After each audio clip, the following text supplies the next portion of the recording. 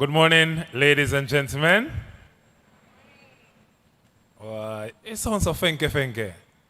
You are at the University of the West Indies, you know. It should be a time of excitement and so on, and I should be hearing it in your voice as you come into these hollowed walls. So let me try that again. Good morning, ladies and gentlemen. I feel better. I come from a country, I'm from rural Jamaica, let me put it that way.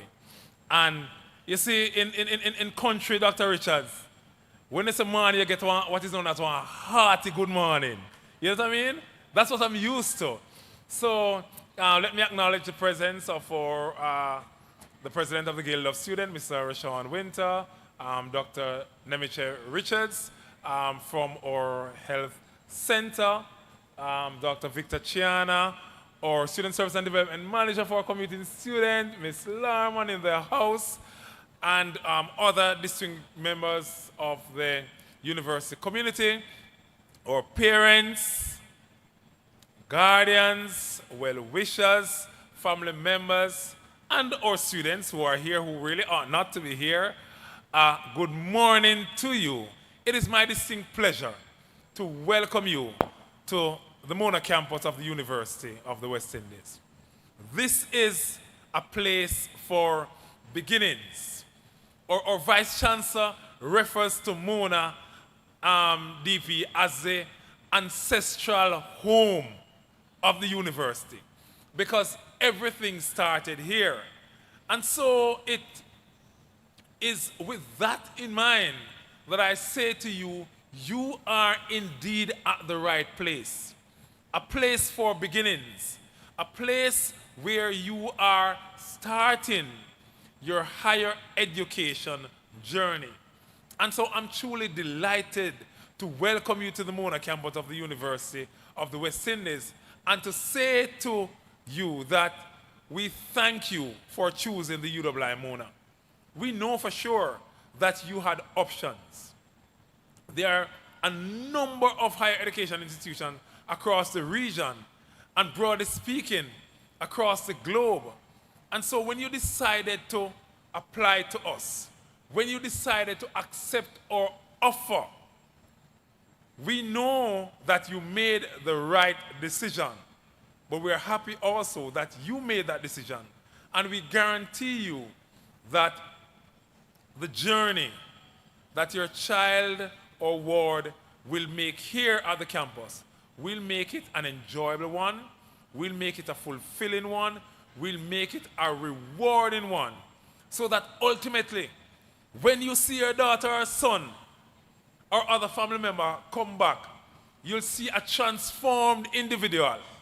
Not for the bad reasons, right, or anything that you may hear about Yui and Yui broken out your picnic. That's not what we're talking about. We're talking about a transformation that presents to you someone who is grounded and rooted in the Caribbean region, but with a global reach. Someone who is environmentally aware. Someone who will be able to represent in public speaking, and someone who is able to communicate orally and in writing very well. Someone who has established high academic standards. Someone who understands the human spirit. Someone who has leadership abilities. Someone who recognizes their responsibility to the society.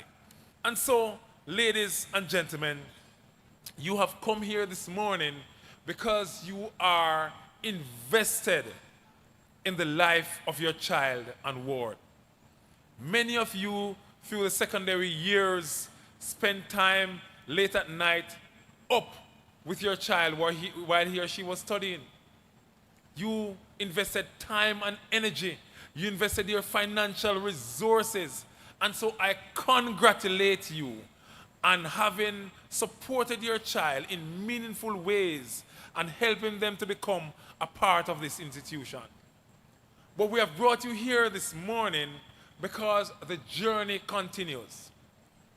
We don't want you to leave them alone, all by themselves, even though they may live on campus, even though they are at a higher education institution, there is still a role that you need to play as parents or family members in the life of your child.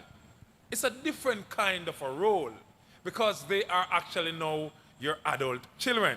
True? And at university, we relate directly to your adult child and less so with you. So it's not like high school where you come and you receive a report and those kind of things. No, the results from their examinations go directly to the student, and you will have to develop a relationship with your child to be able to access those support and so on. I will tell you a little bit more about that. Point we're making is that the role that you play with your child here is a little bit different. But we still want you to be invested in the life of your child. Support them with the resources, yes. Give them moral support. Be there for them so that they can relate to you, have a conversation with you about the opportunities that they have, about the challenges that they may be experiencing. But you're not going to be the kind of parent that is going to be hovering over them, right? Because they need to be able to grow and develop and discover things about themselves. Because here at the UWI, they will continue to dream, they will continue to discover, they will continue to innovate and to deliver to you academic and other forms of success. And so we welcome you here this morning, and our intent is to share with you critical information that will help you to be a good partner in the process of the learning and development of your child. And so we'll be sharing financial information with you. We'll be sharing information on academic matters. You'll be learning about the support systems we provide as an institution to help your child or ward succeed. We'll be talking about safety and security on campus. And of course, you'll learn about the Guild of Student or student government, if you may, and the role that your child or ward will play on this journey here at the Mona campus of the University of the West Indies. This is a beautiful space of innovators and content creators and scientists and world changers and persons who are strong on social justice. It's a melting pot that you'll find here where students are deeply invested in themselves and they carry the hopes of their homes, the hopes of their parents, the hopes of their communities. And they want to make a difference in the world. And you can play a role in supporting them on this journey as they strive for excellence. So I'm delighted to welcome you to the Mona campus. I look forward to working with your child or ward through the course of the year and beyond. I look forward to working with you parents as you support your child or ward in significant ways on their journey to success. I ask that you pay attention to all that was shared with you this morning and that you continue to invest some time and energy and your financial resources in your child or ward. Thank you for making it the Mona campus of the University of the West Indies, and we commit to giving to your child an amazing teaching and learning experience. Blessings to you. And so in continuation of our program, we invite to the lectern the head of student government on campus, Mr. Rashawn Winter, who is the president of the Guild of Students, who will bring you greetings at this time. Please make him welcome.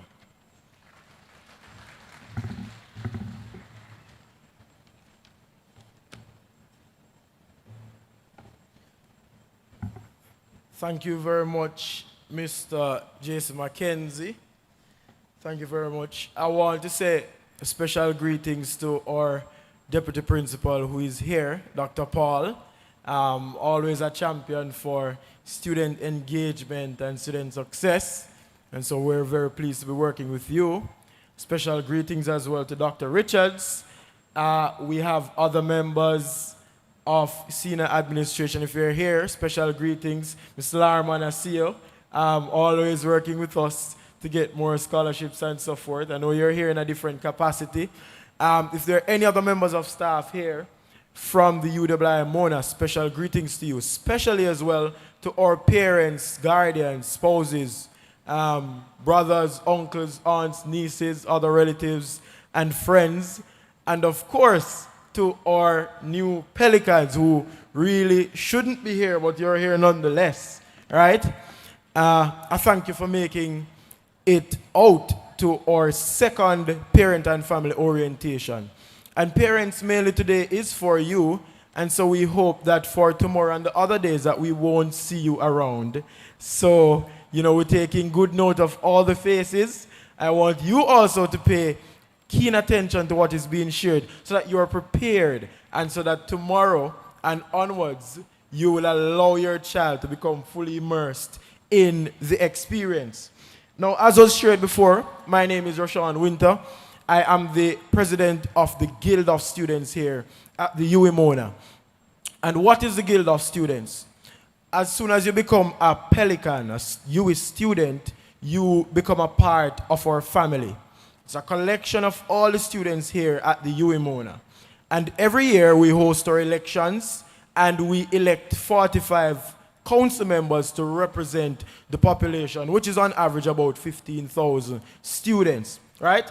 So we're one big family, but everybody, can't stand on their own. So we have a student government structure in place to represent our students. Represent our students internally because, of course, admin don't always know what we know. They don't always hear what we hear. They don't always feel what we feel. So the task is for us to elevate the concerns of our students to the administration.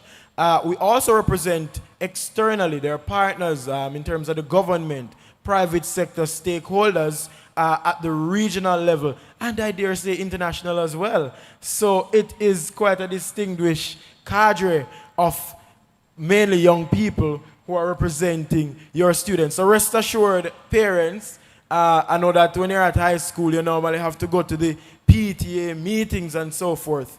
So while you will be in dialogue with the university, rest assured that you now have a 45-member strong team that will be able to represent your students, all their interests, all their rights, and to ensure that they have the best possible UE experience. I said it at our first parent and family orientation, and I want to say it again. They said greatness has an address. And I want to say to you, parents and family, that that address is the University of the West Indies, Mona.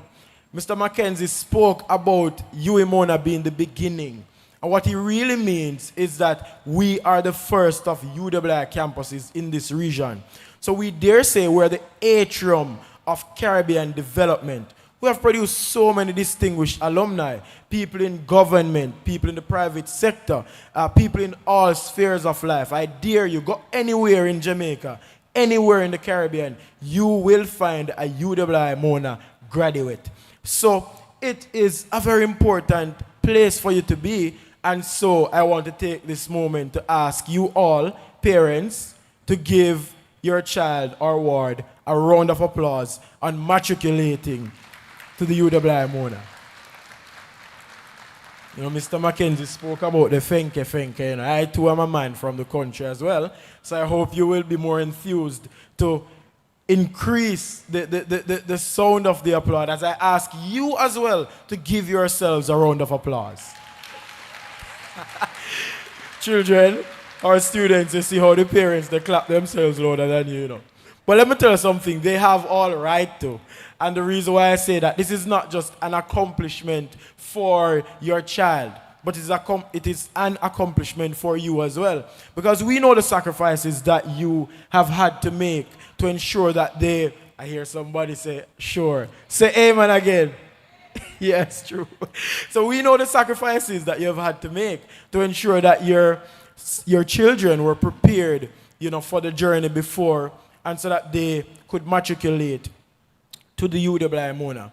I say that you'll be asked to play a slightly different role as your child, goes through this journey. It is no longer going to be a case where you play, that much responsibility for their education. But they now will have to play a greater role in taking on the challenges at the UWI Mona. But I want for you to give them your support. I want for you to be there for them, to give them mental and emotional support, really. I want for you to establish a good relationship where communication flows. And from that, I want you to trust them. Can you say that with me? Trust them, man, right? Because most of them are going to be far away from home. So you have to maintain healthy communication, be confident in the years that you would have spent molding them for sending them off into the world, and being confident that no, they're not going to let you down, right? So we want you to trust them, man. It is a challenging journey, and I dare say the worst thing that a UE Mona student could have to add to this challenging journey is a challenging parent. So I want you to be a source of strength for them. And I also want to say that one of the best ways that you can help me to do my job, every year when we have exams, we have a number of students who are challenged with doing their examinations because they're not financially cleared. And while we know that most of them are adults, we know that the role of covering those fees are mainly up to our parents. So I ask you parents as well, play a more active role in managing the financial affairs of our students. So we want to keep contact with the university. We want to be aware of the payment plan options that the university administration offers. We want to keep track of the deadlines, and we want to stay abreast so that come exam time, your child or ward does not have to be there fretting if they're going to be able to sit those exams, but they can confidently walk in the tent knowing that they are financially cleared. All right? We have a deal on that one. We're stingy with the money, though. But I trust we have a deal on that one. I want to say, as a guild of students, we'll be executing a number of initiatives this year. We are really responsible for supporting your child or ward holistically. And so we will be executing initiatives that span sporting, various sports, the football, the cricket, the tennis, unconventional as well as popular sports. We also have it's sort of a welfare committee where we have our vice president of services, special projects. We ensure that when it's exam times, our pelicans who are in need and who are studying, that they have access to a warm meal before they study. And we call that program Bus Gas. Yes? We also have our financial assistance program. There are opportunities to engage in outreach and building your resume. So we have what we call the Army of Good. It's not any army killing anybody. It is the Army of Good, where we channel students towards volunteering and outreach activities. There are a number of initiatives that your child or ward will be exposed to. And I dare say you might be nervous today because most of the students here will be moving on hall and you won't get to see them for quite some time. You might be fretting, that you're giving off your only son, your only daughter, or one of two, whatever the case may be. But I want for you to adopt some new sons and daughters. I lead a team of 45 counselors who are committed to the interest of students. And so we are pledging to be your additional son and your additional daughter. You don't have to fret. You're not losing a son or a daughter, but you have just gained 45 more of us. And so your family is quite big now, and you can reach out to us through your child or ward with any concerns you may have. We are pledging to be there every step of the way. The Guild Council, is very deliberate this year about the kind of changes that we want to see. And so we've already started to make representation to have, some sort of skills training. Are there any commuting students here? One. Oh my God. Commuting students, raise your hand. Let me see. Right. If you are a commuting student and you're not as rich as everybody else, and you take the public transportation route to the campus, you will be pleased to know that your guild council made representation to the JUTC on your behalf this year. And you will be allowed, as long as you indicate that you need the service and we have enough students to fill those buses, they will be coming on board to transport you to school, especially in the morning, and at 9:15, because our latest class ends at 9 p.m. We're planning to do some trips in between that, but I want to emphasize the early one and the late one, because our earliest class begins at 8 a.m.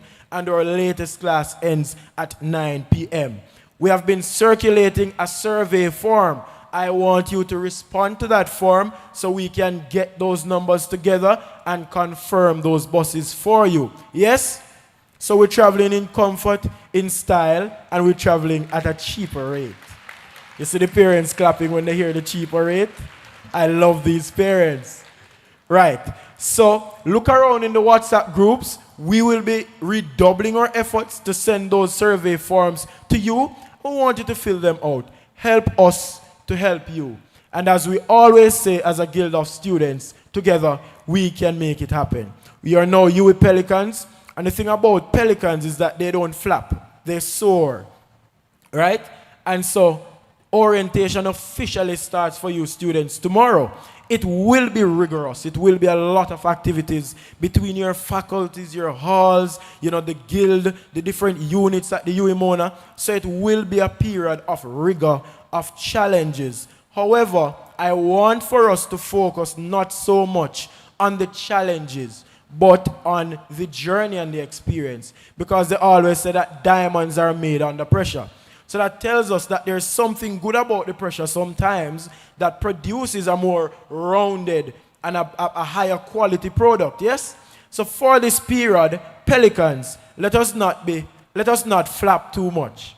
Let us not be taken aback by the uncertainties, the challenges, the struggles. When the winds get rough, don't panic and start flapping, you will fall. You ever see a bird that has been shot in one wing? That's how them flap until they fall. I want you to approach it with confidence. Soar above those challenges. I want you to enjoy the experience. I have been through it, and I am a better person, a better individual today because of how I embraced the experience. So as I leave, I want you to soar like a pelican. Together we can soar, together we can achieve with purpose, being deliberate, and achieving our fullest potential. Thank you very much.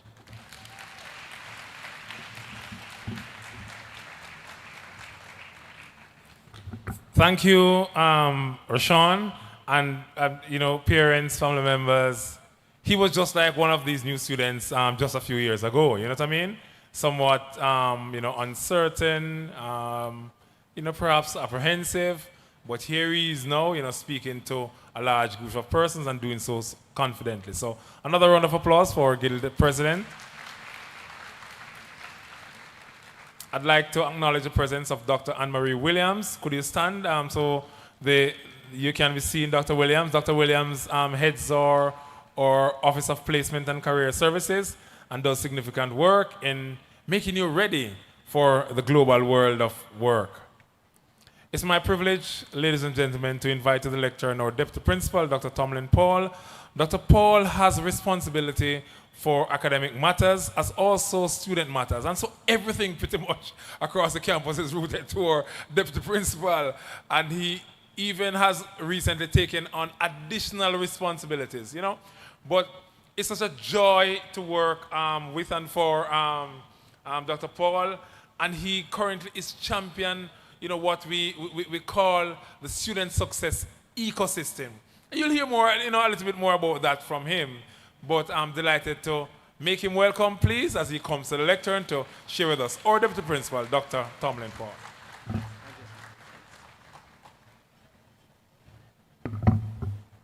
Thanks very much, Mr. Mackenzie, our Director of Student Services and Development. Let me acknowledge the presence of our members of our university administration, our university community, other members of the OSSD.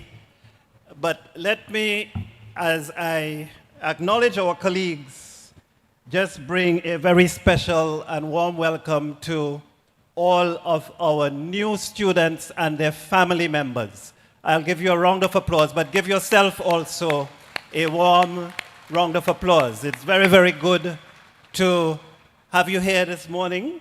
It's always a pleasure to really just have ceremonies like these. And I say ceremony, but it's more than a ceremony. It really is an important time for us to connect, for us to say, we are here. You're not just coming and signing up.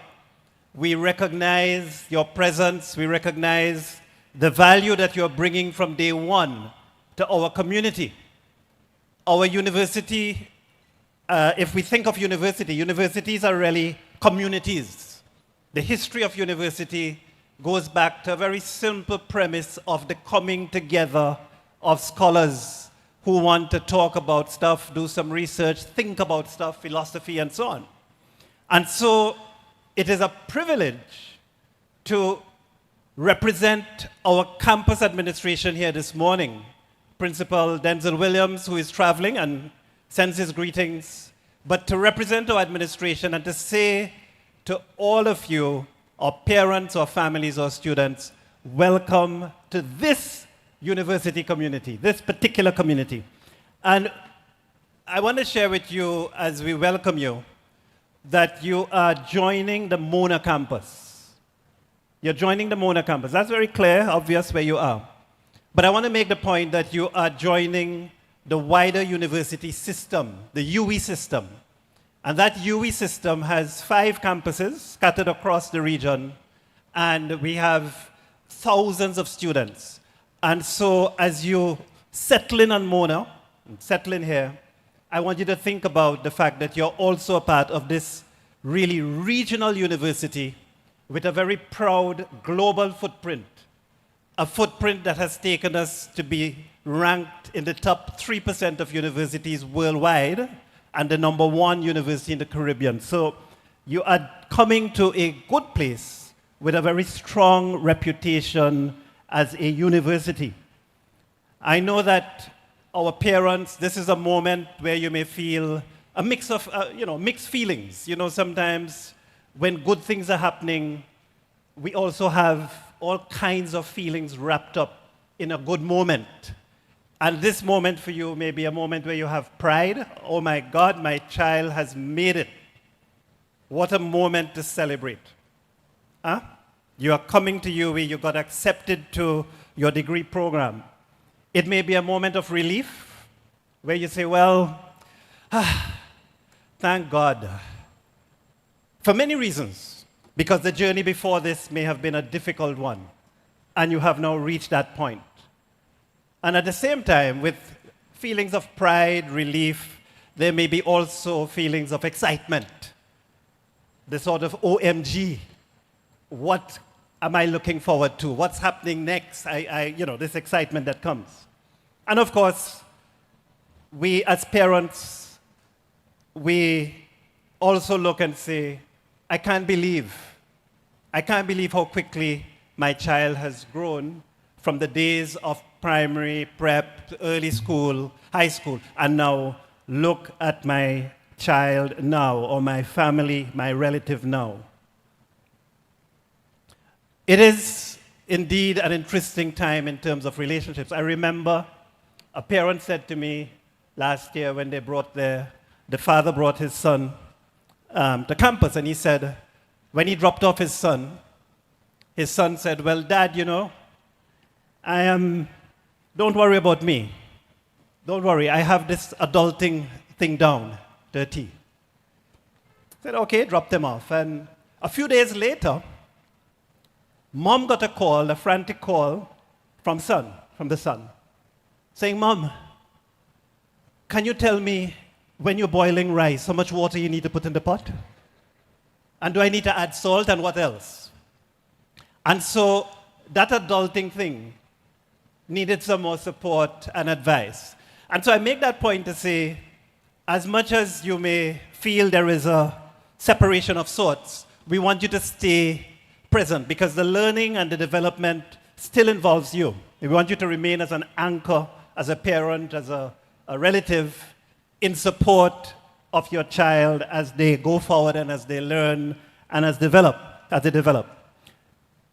Indeed, the model and the vision of success we're building, as Mr. McKenzie spoke about, our student success ecosystem. That means all hands on deck, all different agencies and groups connected together. But our vision of success, I want to share with you, is more than what you will get when you come up on the platform and shake the vice chancellor's or the registrar's hand and get that degree, that diploma. Our vision of success is wider than the academic degree that your child is going to get or that you're going to get as a student. That vision of success, and I want to give that little calibration, that little orientation from now, is one that is broad and very focused on your total development. So we really are in a system of transformation and growth in a fulsome way. We recognize that this is a period where lots of things are happening in the lives of our young students. And we want to acknowledge that. But we want to also harness that. And we want to also support that and want to work on that to ensure that when you leave UE, you are not only saying, hey, I have a bachelor's degree, a BA, a BSc, an MBBS, a diploma. I have other skills. I have some competencies. You may even say I'm street smart. I'm career ready, Dr. Williams. I'm ready for the workplace. So we are concerned at this university with the holistic and total development of the student who is here with us this morning. That's a very important point for me to make. We are committed to giving you the highest quality degree and the highest quality diploma. But we recognize that as you sojourn out in a few years' time, and that time will fly quickly, that you will also need a whole set of skill set beyond the technical competence to ensure that you're successful. And this campus, this university, is working hard every day to achieve that. I'll just share with you, lastly, some aspects of our system and our operations that, as campus administration, Principal Williams, myself, and our administrative team, it's a team effort that we have put in place and that is there and that we are building and developing continuously. We have 7 faculties, and every one of you this morning has accepted a position in one of those faculties. We have also an Institute of Gender and Development Studies. You also may be doing a degree or diploma in the institute. And those faculties are up and ready for your enrollment, your sign-up, course selection. You'll hear more about that in the details. So that's the big academic engine that's running, that's going. In addition, we have an Office of Student Services and Development, which is run by our director who is here, Dr. Ms. Mackenzie. And that Office of Student Services and Development is another big engine. You know, it's some of the vehicles, if you travel in air, they say there's 2 engines, maybe 3 engines, depending. There are many engines of growth and development here. So we have an OSSD, Office of Student Services and Development, that is the engine of what I would say care and nurturing and holistic development. So outside of the classroom, the OSSD will take care of you. It really is a living and learning community. It's an awesome living and learning community. And in fact, we take care of not only students, I want to make that point, not only students who live on campus. Some of you have signed up for a hall and you're going to check in at some time, or you probably have already checked in. But we take care of our off-campus students. And as you heard from our Guild president, we are already doing work to improve transportation and connections for off-campus students. So we have that in place. The OSSD also runs a series of clubs and societies that will allow you to, some of those things you used to do in high school and in other institutions, you can do here. Debating and acting, music, drama, etc. You can learn to play the steel pan and you can get co-curricular credits for some of these activities. So that's a whole big engine operating. We have a very strong system for health and our social support for students, and you'll hear more from Dr. Richards and team about the health system. We have a finance office, Office of Student Finance, and you'll hear more about those agencies. And another, what I call a space, another important space that I want to acknowledge is our digital space. So we are more than a physical campus. We are, 600 acres, big campus, lots of land space. And you drive on and you'll see the pui trees the chapel, the lovely scenery. It gets even better as we get some rain and the grass gets greener. But within that physical space, we have a digital space, and we have a learning platform. We call it Moodle, but we also branded it OURVLE, our virtual learning environment. And this we use to deliver our teaching in collaboration with the face-to-face classroom. So we have a big digital space that we're building out. And I'm happy to say we are continuing to invest in that digital space. For our university, this is the year of digital acceleration. We have coined that vision, the year of digital acceleration. So I can tell you already that in a few weeks' time, we're going to be launching an AI chatbot that will allow you to access information more easily on the campus. I expect by the end of the first semester, we'll be launching an AI academic advising software. So we are using the technology to ramp up and support and enhance that digital space within our wider ecosystem. And last, I want to say, you heard from our president, our Guild of Students president. A big part of our university campus is our student leadership, student administration, student governance, student life. I value that. I'm thankful for that because our students are doing a lot of work, tremendous work. You heard already our president speak about the work he's doing on transport and so on. So we want your voice. When you come to this campus, there's a space for everyone. I want your unique experiences, which is all we all come with some unique experiences and context and thoughts and background. We want that to be leveraged on the campus. So don't be shy. Come forward as you come to study, come to participate, and let your voice be heard. I'm here to support you as your deputy principal and committed to ensuring that you enjoy a safe, welcoming, and inclusive environment. So as I close, I just want to say welcome, welcome, welcome. I want to say that our administration is absolutely committed to your success. This is your launchpad for success. We are committed to seeing you grow. Parents, we are committed to supporting you, committed to continuing to partner with you in the development and well-being of our students. Your students, our students. So welcome once again, and I wish you all good success in this academic year coming and beyond. Thank you very much.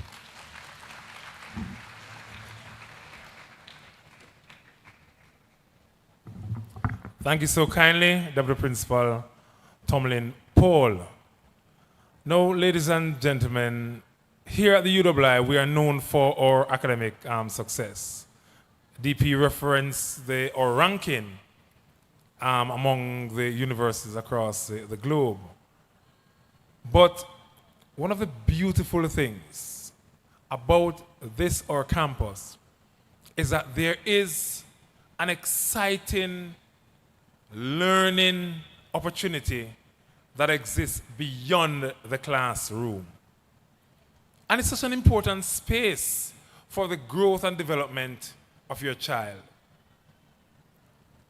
You will learn shortly that the greater part of the learning they will experience is not necessarily the mathematics or the chemistry or the psychology, the things that they learn in the classroom, but it's the experiences that they have beyond the walls of the classroom. And so I invite to the stage at this point in time Ms. Carisha Larmon, who is our coordinator for the first year experience program. Just to share with us briefly, along with two of her students, about the foundations of excellence. How your students can settle in the university and become their best selves by being a part of what is on offer. So please make welcome to center stage Ms. Carisha Larman, our Student Service and Development Manager for Community Students and the coordinator for First Year Experience program, along with two of our students. Okay, so good morning. Good morning, my first year parents. Awesome, better. Good morning, first years. All right, not so much of you here today, but looking forward to seeing everybody tomorrow. So first year experience, and you would see on the program that it says life beyond the classroom, right? And so I think, you know, you kind of know what we're going to really talk about. And most of the speakers who came up here today really spoke about the university in a broad sense and how the university is here to support your child as they enter these walls, right, and this space and this community. And so I have with me here today two students who will just kind of share their journeys with you. I don't want to be talking to you about the first year experience program alone or telling you what the program is really about. I want you to hear from the horse's mouth. These are two students they're in their second years, so they would have been in these seats last year, fresh out of high school, coming from sixth form, not knowing what to expect, and just giving it their all and just wanting to burst and immerse themselves into the community. And so I want you to hear from them about the life that they lived in their first year, in their first orientation, in their first semester here on campus, and just throughout. They also have some tips for you as parents, you know, and how they navigate their relationships with their parents as well in the community.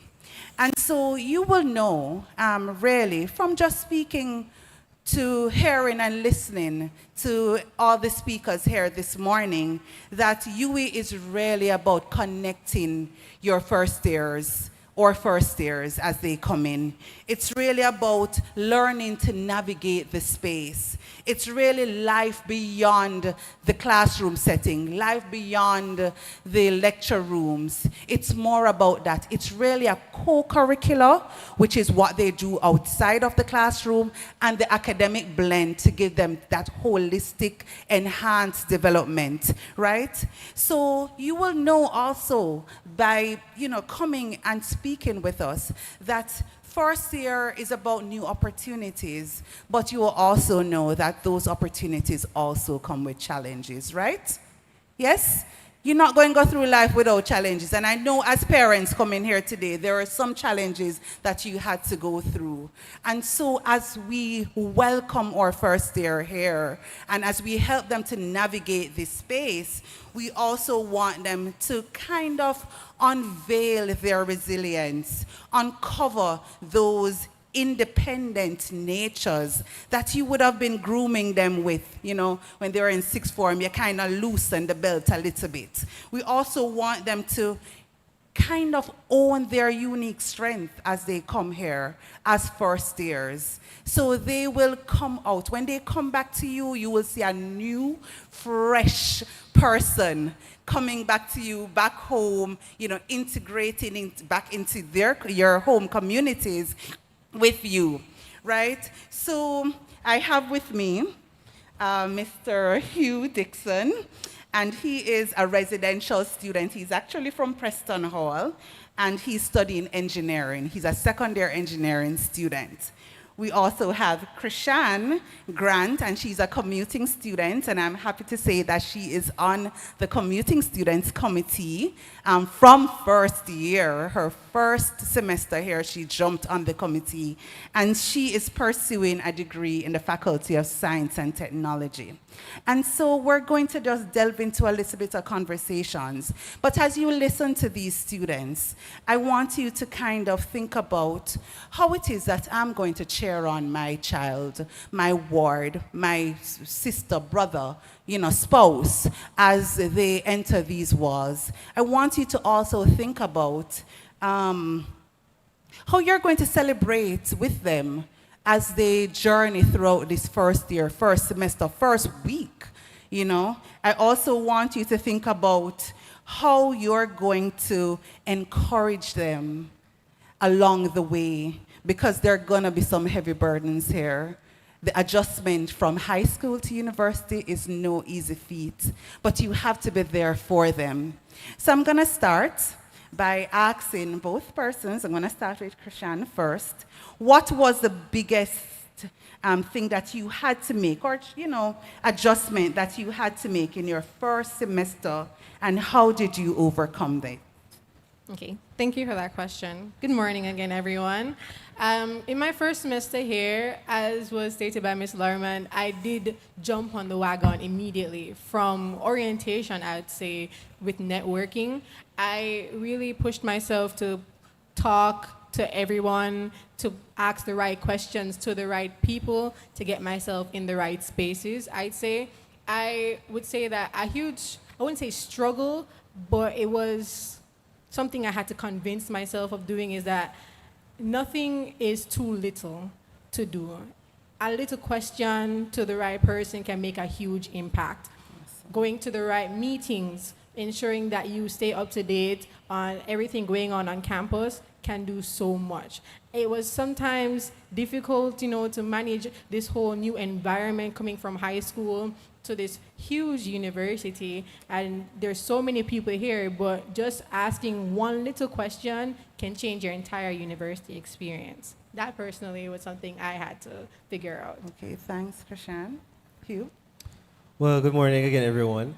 For me, just like Krishan, when I came here and started living on Hall, I decided that I wanted to do everything, right? It was a new space, it was a new experience, and I wanted to experience all of the different things that I could. For example, I play volleyball, badminton, I dance, and the list goes on.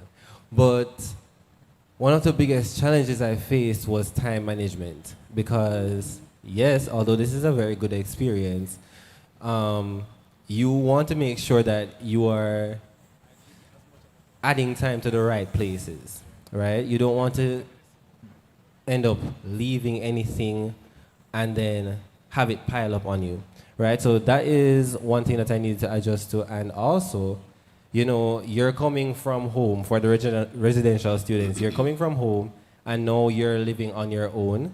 And sometimes it can be very hard to adjust to that in itself, because now you no longer have mama and dad saying, oh, go take up your book because you have to study for your exams, or you don't have them cooking, you don't have a meal ready for you when you come home from school, you have to prepare your meal yourself, and you still have to end up doing your studies.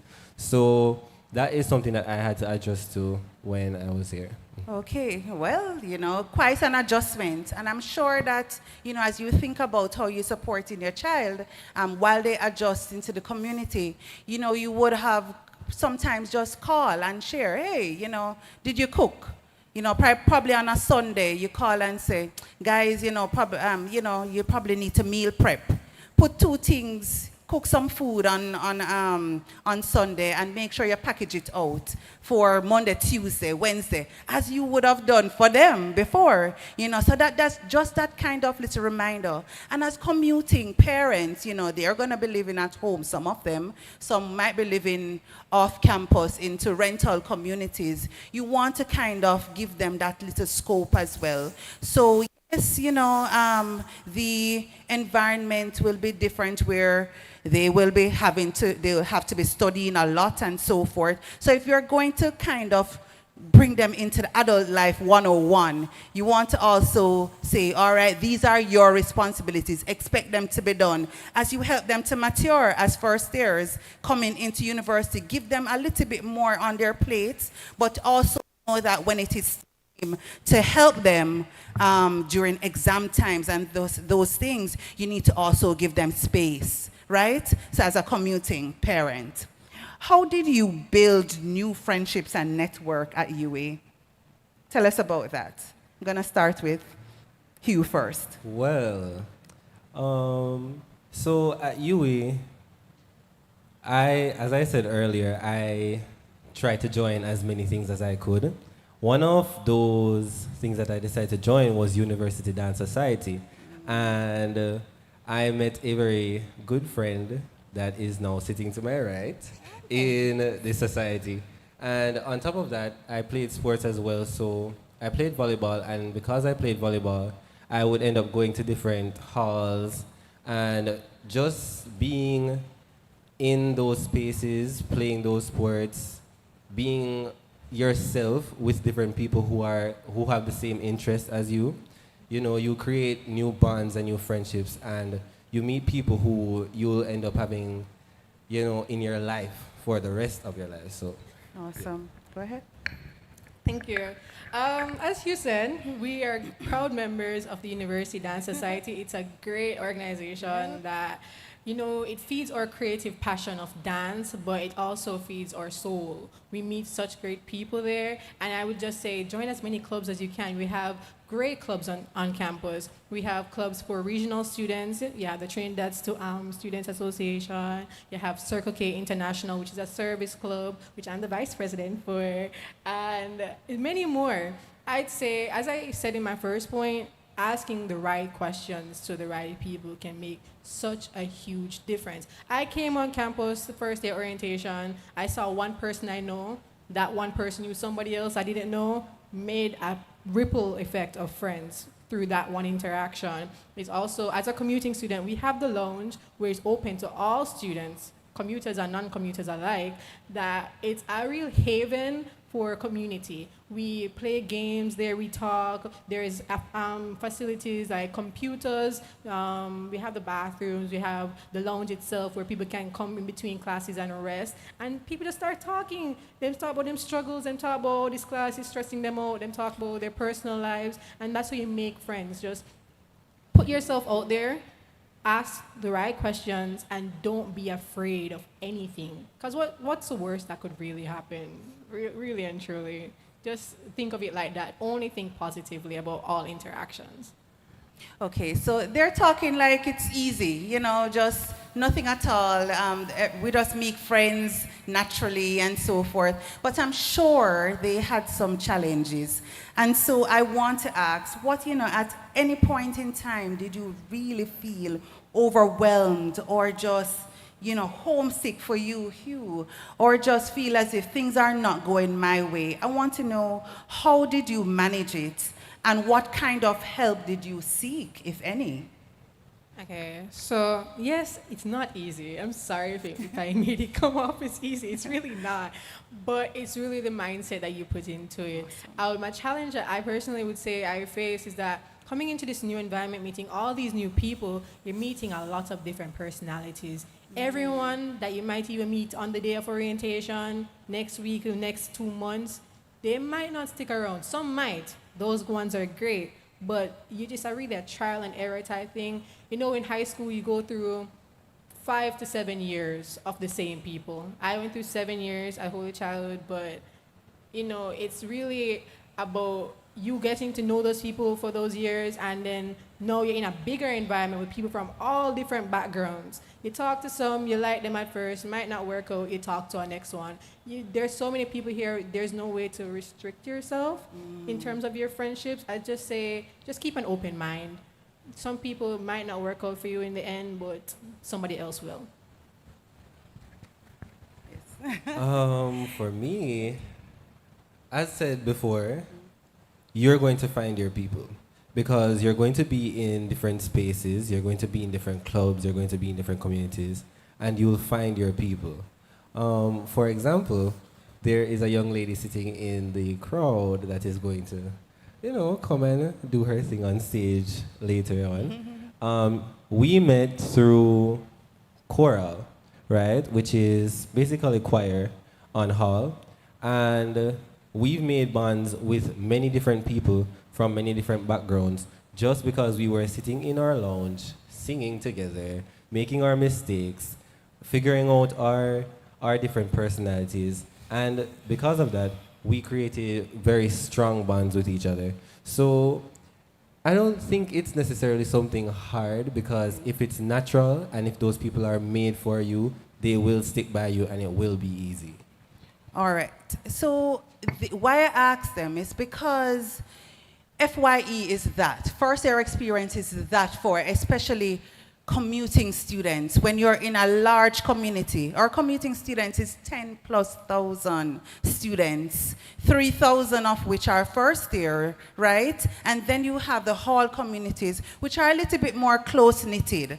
So the first year experience program brings students together in a first year community and support them in a way no other program really supports them in their first year. So first year, you will have a group of students coming together from different faculties and different backgrounds and different spaces, different personalities, coming together with a faculty advisor, which is and a senior student, about 15 persons coming together. They're randomly selected and put them together so that they can relate to each other, make friendships, make sure that, you know, if something is bothering you, they can comfort you and tell you that it's okay. They will refer you to the different services available on campus. And when you hear from Dr. Nemiche, you will hear about what the health center is doing and the counseling unit is doing. And some of those things are integrated into FYE. Students will tell you as well, when you talk to second years and third year students, that FYE did a number on them. And what does that mean? Is that they would have connected with their lecturers in a totally different way. The people that you see at the lecture halls are totally different from the lecturer that you see in FYE.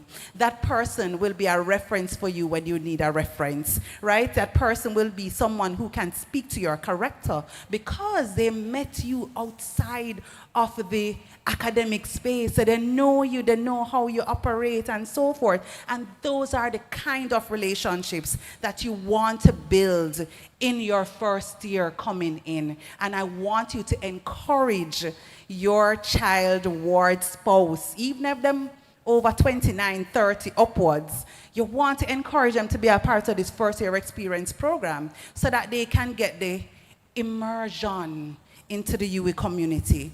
And so they'll feel a part of this community and they won't feel as if UE is not for them. They will know that this is where I go, this is my space, and I own it.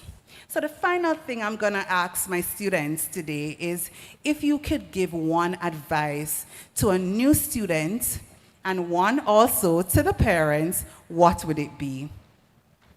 So one to parents and one to the new students who are here with us today. So if I could give any advice to the students, it would be try to be involved, right? Everybody here knows what they like to do, cool? And I think if you know what it is that you like to do that. There are many different outlets on Hall, on UE, where you can, you know, be creative in that space. So be involved. And if I have any advice for the parents, it would be supportive. Yes, be supportive to your children, be supportive to your wards, because just simply buying a dance concert ticket can make your child feel so supported and feel so much warmth. It can make a very big difference on their experience here. So yes, that's what I'd say. All right, thank you so much, Hugh. Okay. Personally, I'd say from my experience as an active commuting student, especially in my first year, to the students here, I'd say just take a chance. You never know, because I personally was the youngest person in most rooms I walked into on campus, because a lot of other first-year students didn't see themselves in the same positions, and it's gotten me really far, really, really far. I'm currently sitting on 3 different exec bodies, and all of this was mainly done in my first semester, much less first year, because I didn't want to be limited to anything because I was off campus or because I was young or because I was a woman. A lot of times I was the only woman in the room as well. But you have to just take a chance, because you never know. You can make a huge difference by just stepping into that room. And to the parents here, I'd have to say, you have to come to terms with the fact that this child that you've been rearing for the past 18 plus years, they're no longer a child. And that doesn't mean I don't want your help, because trust me, life hard, bad. But you have to really give them room to no longer be a child. You have to know that balance of, this is where I still aid you in, because, you know, they don't pay them own tuition, they don't, if you're not living on campus, they don't pay rent, or if they're even living on campus, they don't pay their own rent most times, and they need that help and support. but in some ways, they need room to grow and become their own person. All right. Thank you so much for sharing, Hugh and Christian. And yes, well, all claps, yes. Awesome, right. So I'm just hoping that, as you step into this new role as university parents, and I say that, because I'm a high school mom, right? So my child is just going to high school. So I feel kind of how you feel in this space, So as you step into the role as university parents, family members, I hope that what Krishan and Hugh would have shared kind of let you feel a little bit more settled in your mind, knowing that they're coming into a space where it is designed for them to thrive. We have systems in place, and Dr. Paul would have spoken about the success ecosystem. We have systems in place that will help them to grow, to thrive, to get through those hurdles when they come up and just be their best selves, right? And so, I just want to wish you all the best. And I am looking forward to students signing up for FYE. We already have 200 students signing up for FYE. When I checked this morning our Google Doc, we had 200 students already signed up, and we just sent the link out yesterday. I hope you are all, or your children are all in those 200, because we have an exciting year ahead for them. And you will see those A's reflecting, because guess what? A's not making a classroom. It's out of the classroom that they're made, with the linkages and the connections that they make to make well-rounded students, holistically developed children, and you will see a better person coming out of UWI after the first semester. And if you don't, listen, you need to contact me, right? You're going to say, what did you do with my child? You're going to say, hey, I'm so happy I sent them to UWI for them to shine. All right, take care. All the best for orientation, and all the best as they transition into this space.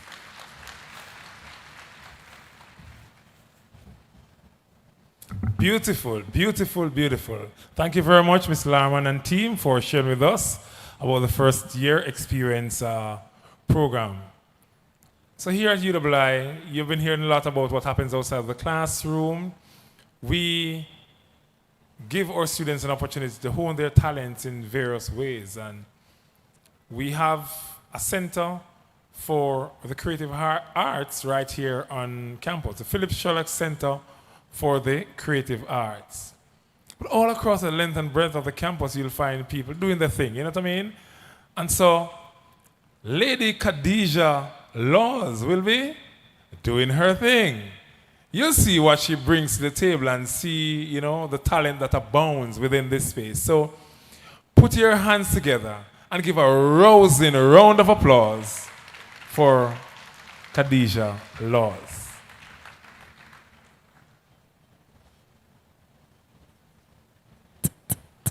Thank you, Mr. Mackenzie. Good morning, everyone, and a special welcome to the first year students.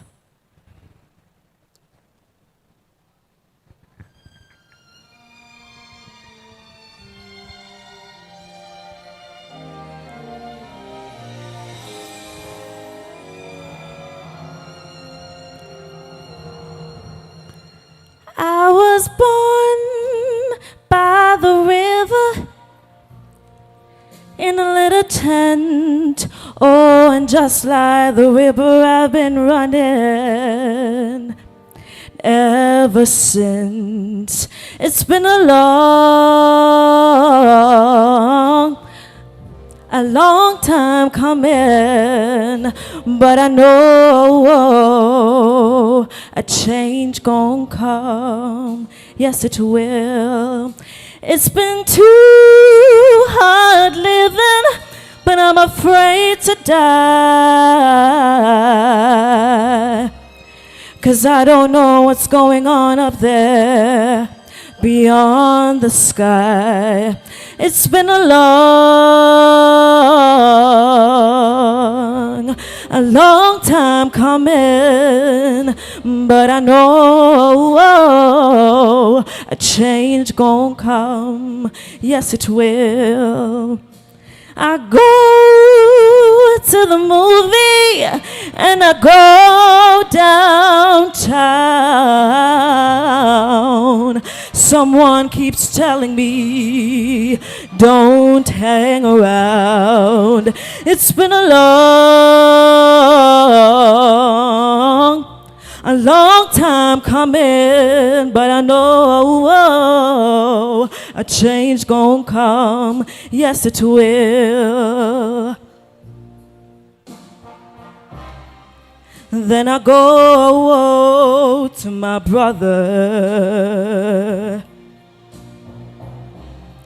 and I say, brother, help me please.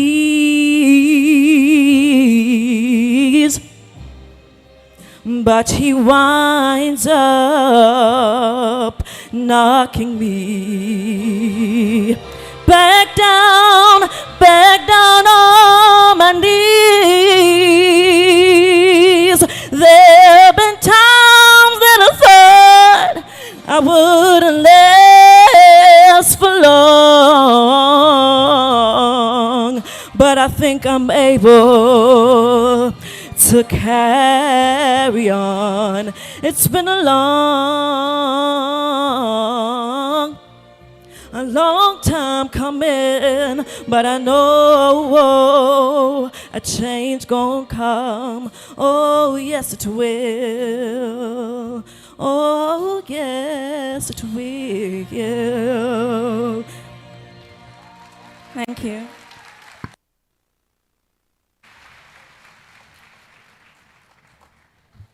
Wasn't that just beautiful? Sounding like a recording artist, not true? Yes, indeed. Beautifully, beautifully done by one of our students right here on campus. So we're trying to move, swiftly along. And, you've been hearing from us since morning. And at the heart of everything that we're saying is that we want to help your child to transition successfully. We want to help your child succeed in their journey here on campus. And so we have a range of support systems that are designed to do just that.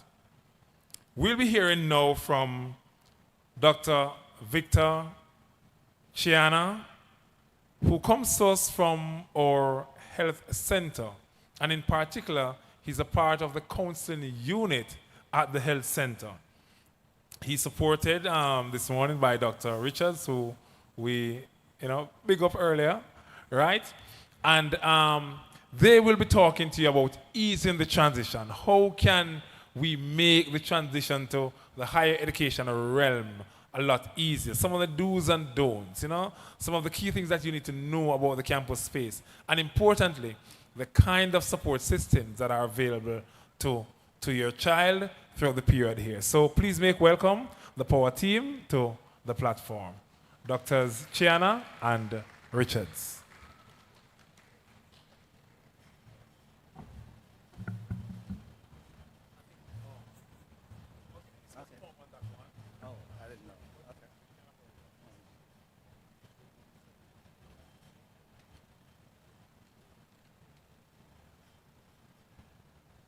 Good morning again.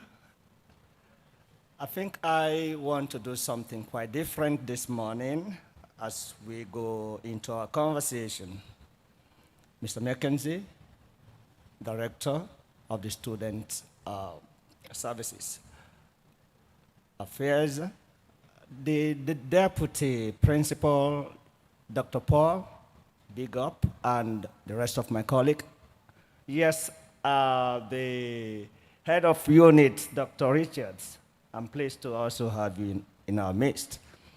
Like I said, I want to do something quite different this morning. As I stand here, as I look into the audience, I am thinking if it's possible for all the first-year students to stand with me. If you know you're a first-year student here, I just want you to stand with me. All the first-year students.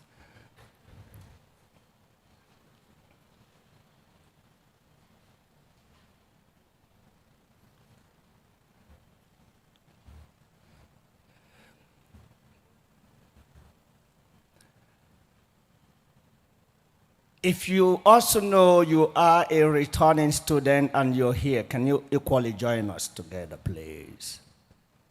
Is there any such? Thank you. I want you to look around. Turn if your parent, your dad, your mom is sitting very close to you. I want you to do something very unusual as well as unique. I want you to not only look at them as we engage in this activity together, I want you to do it. Carry out this activity with dignity, understanding that your parent, they are the big deal. Are we in agreement? I didn't hear you. No, I didn't hear you.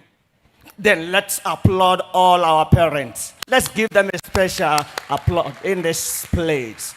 Because you will equally agree with me this morning, if they have not provided you with this and all the cushions that you needed in order for you to get to this point in your life, I don't think we would have been having this conversation this morning. Are you in agreement? Are you in agreement with me? No. Am I permitted to speak a little patois here? That seems a bit fenke kind of respond. Can we applaud our parents once more?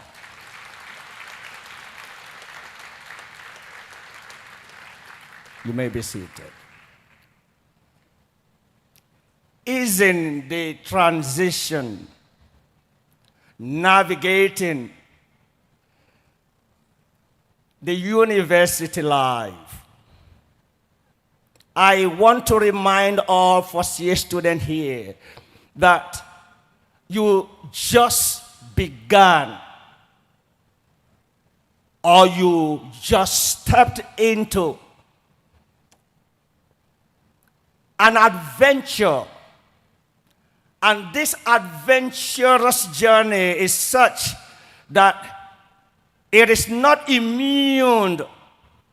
You are not immune from all the different challenges. Let me start by saying that. You are not immune from the excitement that is also associated to this adventurous journey. Yes, it is an adventure, unique in its nature, exciting also. It creates and comes with lots of opportunities as well as the many challenges that comes with it.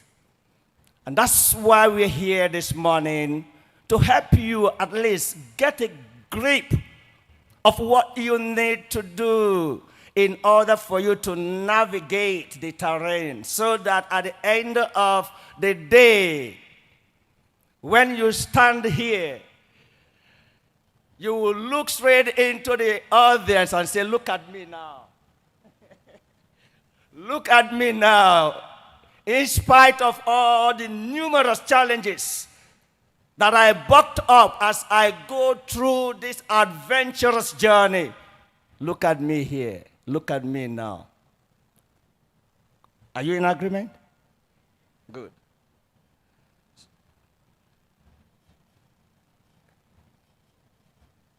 So,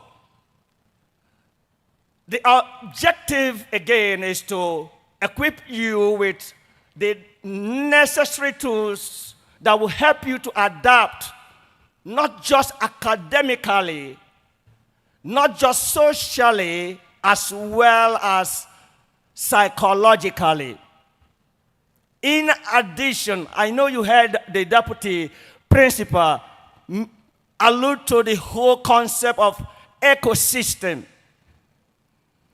And this ecosystem, I believe, is taken from this general conversation that we all are acquainted with. It takes a village to raise a child. And that is many among the mantras that exist within this great and noble institution. That you accepted to journey with us here in this global and unique and outstanding institution. We, in us to respond to your needs as they will arise, have also set the pace so that when you come, you'll be able not only to get all that you need, but you will equally grow as you go along. Not just for you, the first year student, and for our special parents that are here, also to help you in addition to what you already know, to provide, in providing the right support that you need to extend to your lad as they go through this adventurous journey. I also want us to understand too that the aim also is to help you, the first year student, alongside your parent, to understand what it will take in order for not just you, the student, alongside your parent, to navigate the challenges in this period with confidence as well as cooperation. They need you. Just as you need your parent, I want you to know that your parent also do what? Need your support and your cooperation. And equally to highlight all the different resources available here for you, so that as you go through this adventurous journey, you will go through this journey with all the ease that you need. I want all the first year students to understand that in this space, it is not the same space that you are used to. It's a different space. And because it's a different space, that means that you will be bucking up with different things, probably that you're not even used to before. The life that you see here in the university context is not the same with that you have experienced when you did your your primary, your secondary, your high schools. No, the life here is unique and different. Remember, in your previous experience, you had, some of you, 7 years, 6 years in high school. But here, and you had that experience within a year period, put it that way. But here in this space, it is structured within a semester trajectory where for every semester, I'm just sharing something here. For every semester, you may be doing maybe 4 to 5 different courses. And as a result of that, you know that with 5 different courses come with 5 different challenges. Let me say this again. 5 different courses to do what comes with 5 what? Different what? Challenges. And with these 5 different challenges comes with what? With different what? Psychological distresses or distress. And those psychological distress could come in form of anxiety, depression, and the list continues. But never mind, like we said earlier, that the university is well adequately prepared for you. Also, remember when you were in your previous journey as a high schooler, every single thing was done probably for you by your parent. But this time around, you are now taking the initiative to do things for yourself. And doing things for yourself as well is not that easy. It will come with this if and button, but never mind. That's why we said it is a collaboration. It's a supportive kind of venture that both your parent, yourself, alongside this institution is well prepared to give you all the necessary things that you need. So the issue of independence, taking responsibilities, they're also there. And I know for you parents, especially those whose child is attempting this adventurous journey for the first time. The emptiness syndrome.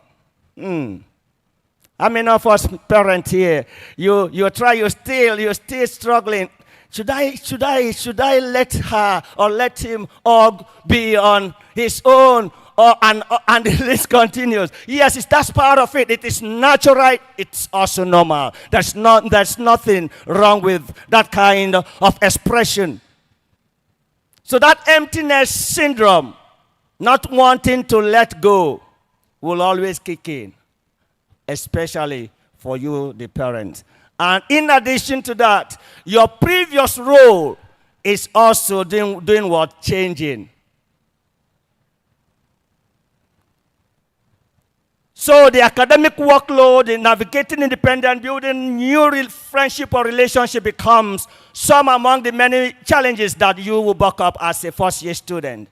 And again, like I said earlier on, previously, that letting go, shifting to a supportive role becomes part of the numerous challenges that you will experience or encounter as the parent. In addition to adjusting communication style. I know this time around, it's not when you begin to micromanage them. You micromanage them when they were with you, when they were in high school. But here they are becoming what? They are growing up as what? As an adult. So you need to create that balance so that it does not erupt for you as a parent this whole ideology of anxiety and depression. That's why we're having this conversation. So, helping to understand that your communication style is going to change becomes something that you need to arm yourself with. In addition, trusting in the process. I want to see the hand of those parents who are still doubting, who are still in fear. You know you're still in fear. You're still in fear. Can I trust? Let me see your hand. I am seeing one. Yes, thank you. We are all together.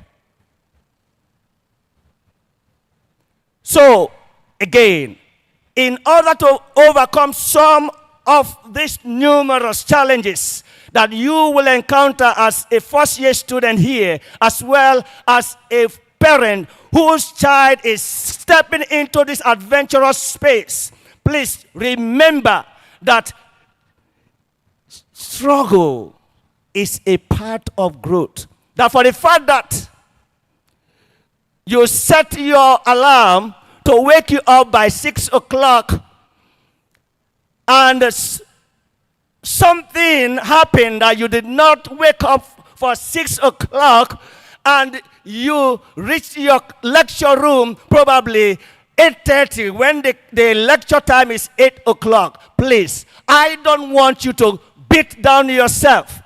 Remember that those are things that will enable and strengthen growth. That you failed now probably does not mean that you are a failure. It's just a learning process for you to grow. Are we in agreement? You also need to understand or encourage, and this is for all the parents here, you need to encourage resilience. Learn from your mistake. Adapt strategies that will enable you not to continue on that path. Also, creating practical checklists becomes some among the many things that you need to do, especially for all the first-year students here. And what are those strategies? One among them, your time management, your study skills, your self-care, and I think I'm going to expand a little bit on self-care. And I have always said this, I'm saying this to the hearing of everyone under the sound of my voice, that if you don't take the time to take care of yourself and allow yourself to take care of you, you will end up in trouble. So taking care of yourself is what? Your responsibility. It's not the responsibility of the head of the department, no. It's not the responsibility of the faculty member. It's not the responsibility of the deputy principal. It is your responsibility. The same goes for all the parents. You also need to take care of yourself in order to take care of your children. Also remember that here we have various campus engagements, clubs, societies, so many things. So I don't think there is any single moment here that you will say that you are dull or you're bored. No, everything is here for you to tap into and utilize them for your own advantage. As again, for parents, I said it earlier on, you need to allow them make their decisions. Be there for them, regular but not intrusive check-in. How are you doing this morning? Things like that, things like those becomes part of things you need to do on a daily basis. But at least, like I said, do not micromanage them. They are growing into an awesome adult. Again, stay informed without micromanaging, listen without judging, provide emotional support. If your child calls you mommy, daddy, do you know I failed a course this semester? Don't bash them. Please, I'm begging all the parents, do not bash them. Encourage them first, and then share with them what you expected, and from there they will learn. But when you bash them, and then they come back and they are bashed by their friends, what do you expect them to do? They will want to probably, just okay, if this is it, so be it. So please remember, yes, you listen, and active listening is what will help you to be able to hear even those things that they are unable to voice out to you as parents. Again, taking something from the deputy principal, the ecosystem that we have here. So the academic support, you have your professors, the teachers, assistants, advisors, and the list continues. The peer support also is available here, and through the guilds, you will be able to have those awesome interaction and interplay. Your roommates are there, your classmates are there, and the various student associations. Please do not isolate yourself from what we have here in this campus. Also, I also want us to know again that there are professional supports here for you. The career services, Mr. Mackenzie, who is the director of the student services, they are all here. The PPDOs are here. So every persons are here for you, not to mention the health center. The health center, let me say this, that the health center exists in order not to only take care of your medical issues. It also exists in order to take care of all the psychological issues that will interface with you on a daily basis. those anxieties, Dr. Richards, those depression, those signs of suicidal ideations, and the list continues. Yes, that is why the health center exists, to take care of the medical as well as the psychological component of everything about you, so that at the end of the day, both physically, both socially, both mentally, as well as psychologically, you will be what? Rounded. Is that a yes? Can I get a yes from the audience? Can I get a yes from the audience? Thank you so very much. Again, you are not alone. And because you are not alone, do not forget to tap into all of these various resources available here for you. The health center, where the counseling services is there. Also, for those of you for the Faculty of Science and Technology, we have one of us, Dr. Chambers, who have been embedded over there. So in case you're very close that way and there is an emergency, you know that you have someone there to take care of you. And for us this way, you can as well come to this. So we work together. The chaplaincy is there. The You Will Help hotline also is there for you. The after hours emergency line, where you can reach your things, reach your HODs, the SSDM, they are all there for you. Please, like I said, do not isolate yourself from all of these resources available for you. The You Mona employee assistant program also is there. So we have all of this. And the Ministry of Health and Wellness hotline again is there, and You Matter chatline. All of these resources, like I said, is here for you to tap, to interact with. I know we have been getting series of reports, especially when you probably fail the course. And when you failed that course, probably that was semester 1, and you waited until you got to year 4, and then you're making a query. At that point, you know what will be happening to you? You'll be all on your own. And that's why I want to stress these areas. See, everything about leave of absence, everything about your inability to sit an examination, everything about you resuming your resumption of school after leave, as well as inability to submit coursework, everything goes through the health center. Once you fail any course here, don't wait until you get to year 4 in order to make that report. No, as soon as that happens with you, please run to the health center. Help is there for you.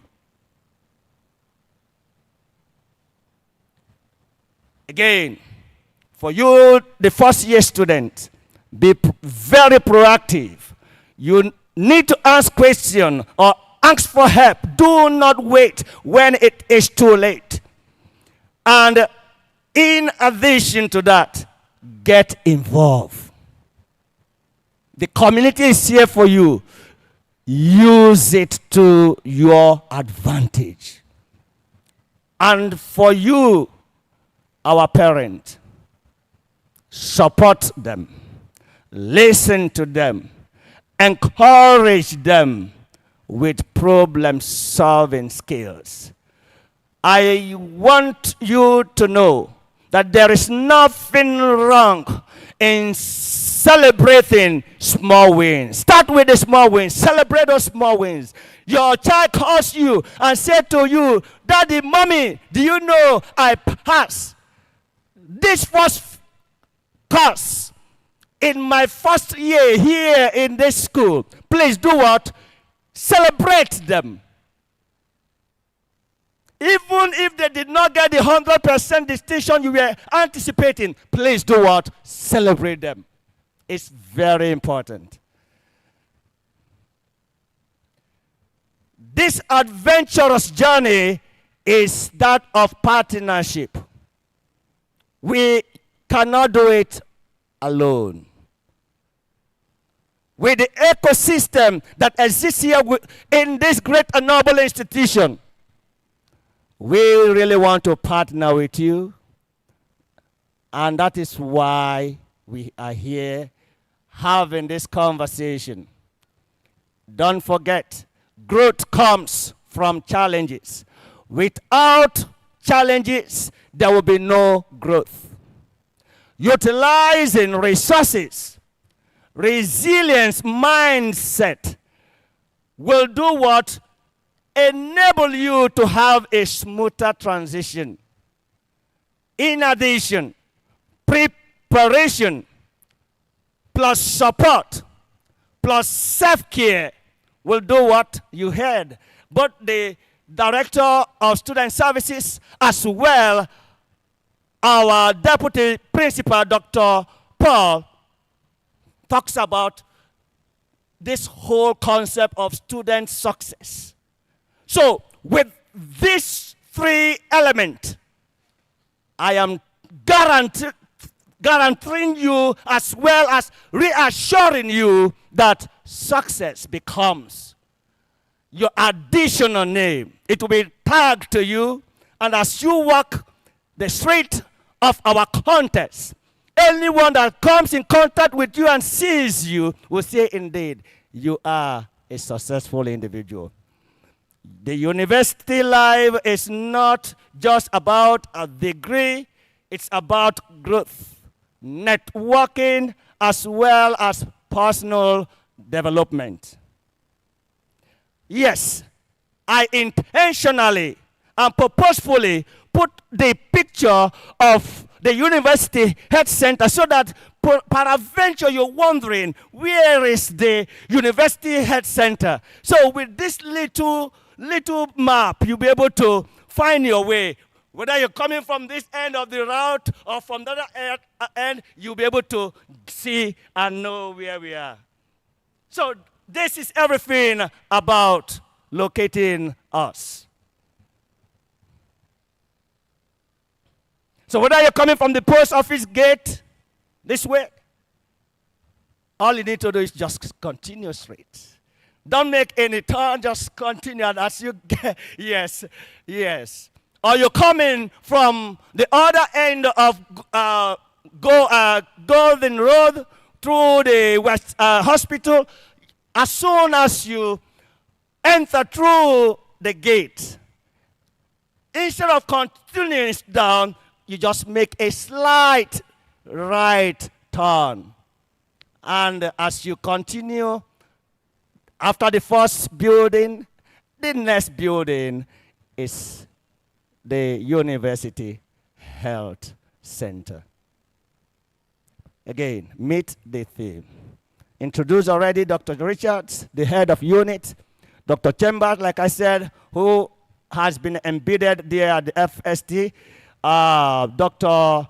Stuart Dixon, who is all the way there in the Western campus, also doing what we are doing here at the main campus.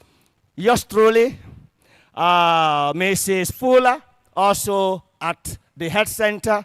Dr. Brown, also at the health center, as well as Mrs. Benavis Elliott, also alongside Mrs. Pedler. Thank you so very much.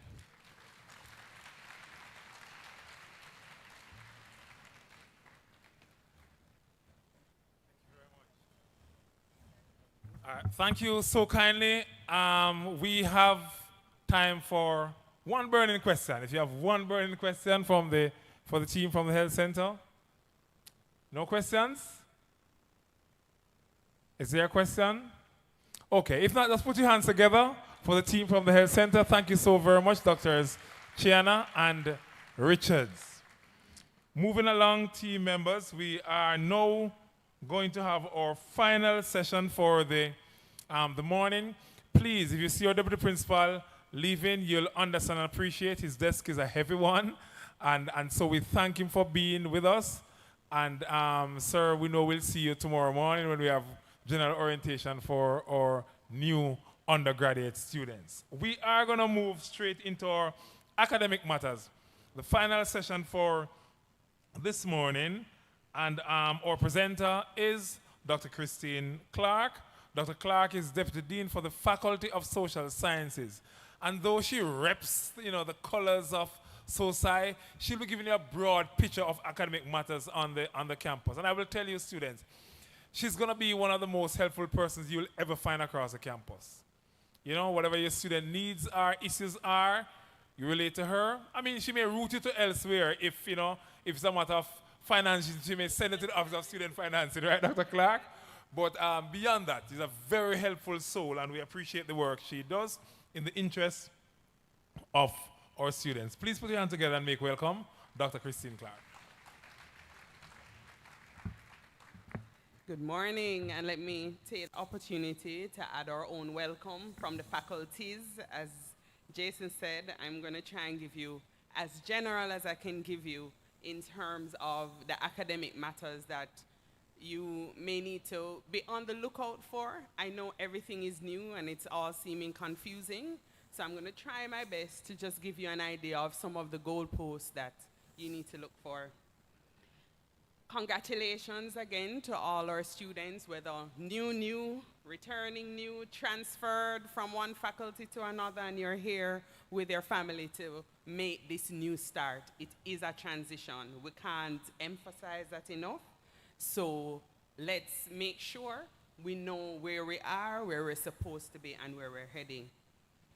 So unlike in the high school system, the university has many levels, and almost nobody here, not even the deputy principal, can do anything by themselves.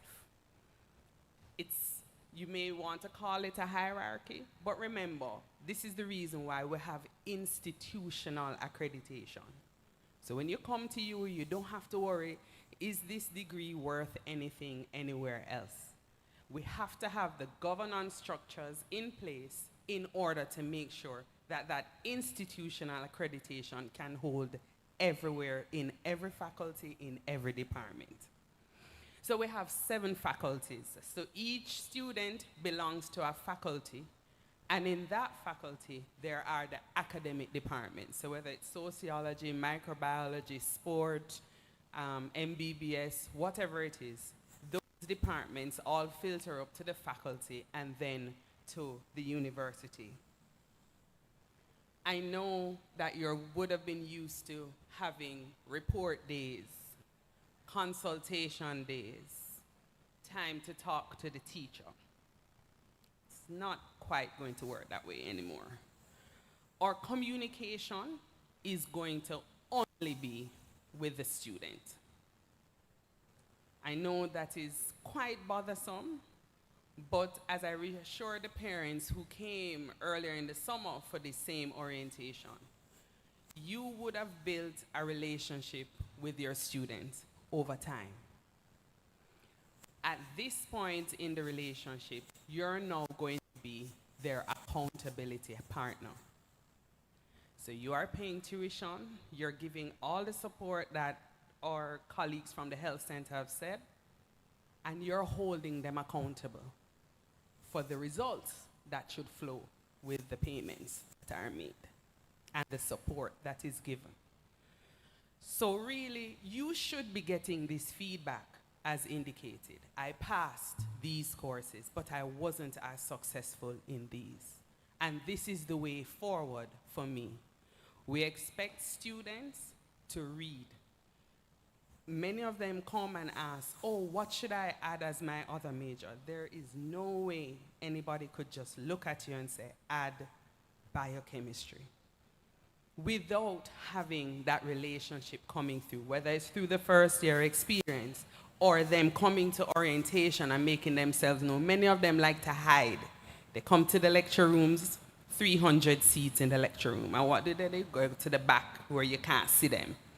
And then, as was indicating, everybody wants recommendations, right? Even as parents, you know that. You're renting somewhere, you need to get a recommendation. We can't recommend somebody who we've never seen, who we never interacted. So this is not the time, and we're not saying you need to become an extrovert, or you need to break away the shyness, what we're saying is you need to interact with us so we can deliver for you what you will need even when you've long left UE. Okay? You need to have that relationship. At least one faculty member who can give you that academic reference. So the communication is going to be with the student. That doesn't mean you can't come, but just understand that we won't be able to print out their grades for you, for example. Unless they write us and say, yes, I authorize you to deliver my results to this particular person. We want it in writing, preferably in email, because many people move around different desks over time. Full-time and part-time at UE, unlike other institutions, part-time does not mean evening. It doesn't mean we're going to put on an evening class for persons who work. Those nomenclature only tell you the number of courses that you're able to do, and that it all traces back to whether you have the double unit of CAPE, or you only have 1 unit of CAPE, or you're coming in only with CSEC. Because remember, UE is a 3-year degree. This is the goal. But that presumes you've already done, whether it's sixth form or CAPE. So if you haven't done everything or you weren't successful in what you did, then we're going to give you a reduced load to make sure that you can make the transition as successfully as possible. After you've demonstrated that in our faculty, you have to have 24 credits and a GPA, which I'll talk about later, of 2.7 to be able to transition over to full-time, to take on additional courses. So don't pressure them too much. It's time now to go full-time. It's not about time, right? There's some performance metrics they have to meet in order to be able to transition to full-time. We operate, as I hope you know now, the semester basis. It's totally different from the term. One, it's shorter. So realistically, work must begin on day 1. Even if all the lecturer has done is gone through the course outline and showed you the textbooks, you have work to do from day 1. Because we have 13 weeks and 2 weeks of mid-semester in the middle. So that's 11 weeks. And then you have all the other things that will happen. Heavy rain, whatever it is. You know, life is going to happen. Exams are going to come no matter what has happened in the intervening period. So day 1 is when work starts. So if you're full-time, if you're working full-time, you do 40 hours, right? Minimum. So it's 40 hours of schoolwork. So forgive them if they can't come home for the church thing or the Kiwan or whatever other things they would normally participate in. The reality is they don't have the time unless they really plan out and work from 8:30 to 4:30 just like you all do. Then they have their nights and their weekends. But if you know they're not as good at time management and there may be some slippage, allow them the time to focus on the schoolwork. So in FSS, we have lectures, tutorials, office hours. If you, as first-year students, go and participate in all 3. It's not enough to just go to lectures. You can't skip the lectures and just go to the lecturer to teach you. It's not going to happen. Guarantee that. You have to prepare for lectures and attend. Prepare for tutorials and interact. Go on the board. Work out those problems. Show the lecturer your essay and have it reviewed. Then, after that, if there are still gaps, office hours, these must be coded into your calendar for the academic semester. Must be. It's non-negotiable. Persons who don't do well, and I'm sure you all hear about failure rates, right, at UE. When we check, they never came. And the more they fail, is the less they come, because they think they know. So it's very important. At the university level, as I indicated before, it's not enough to just do a course. Miss, I did this course already. No. You have to think about the grade you are getting in the course. Because from here on out, what is important is your GPA. That will determine if you can get into a master's program when you're finished, if you can do the CFA or the CPA or ACCA. All of these things will no longer ask you for CSEC. Once you're at the university level, they want to know your GPA. They want to know your major. They want to know how you did well as the courses got more and more difficult. So the leap that they're making now, if I were to use an analogy from sport, I'm sure we've all seen persons doing high jump, right? You have persons who scale it by miles, and you know that's the winner, and that's fine. You have persons that just scrape, and then there are gonna be some that hit the bar.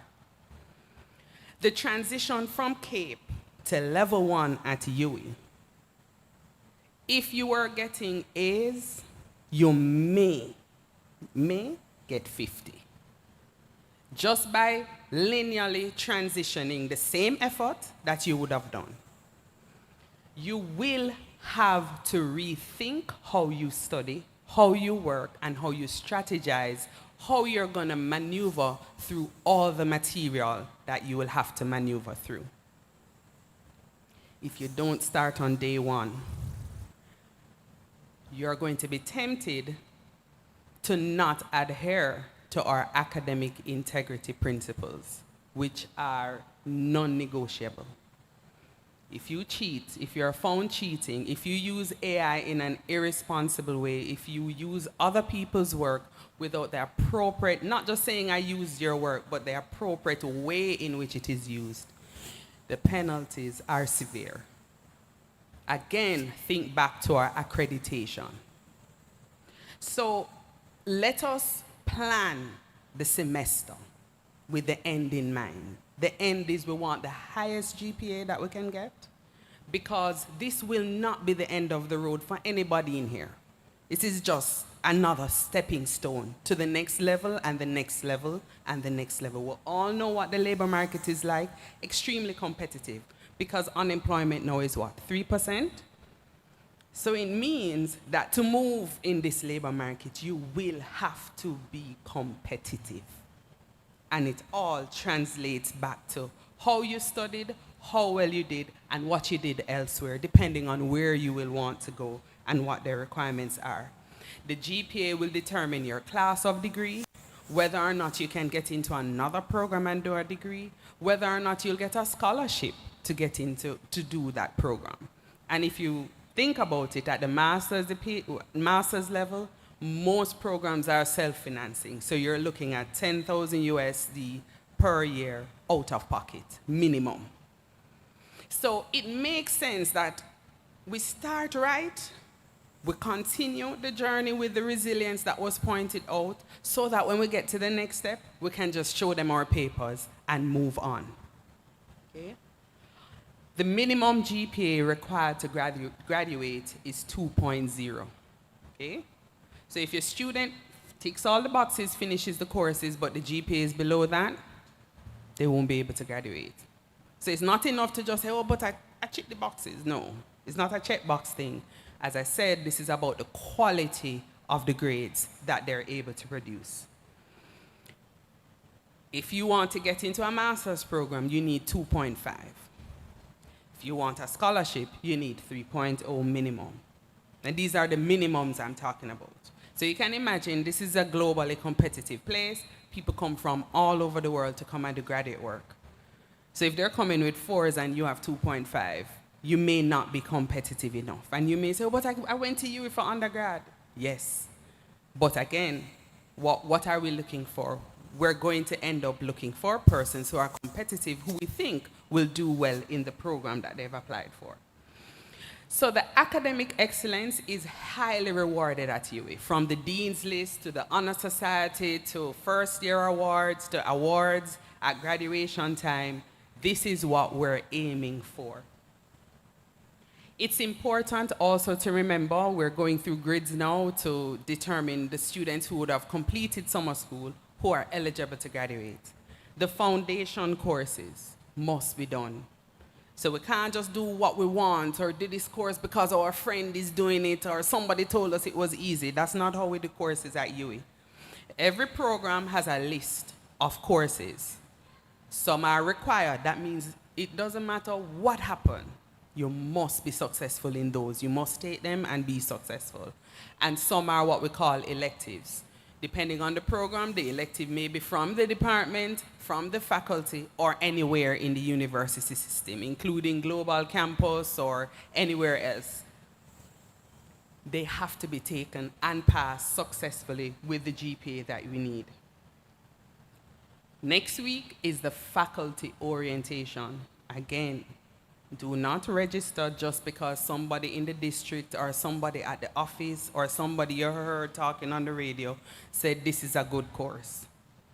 Unless you have electives that you can slot that course in. So next week, all the students, everybody needs to be at orientation.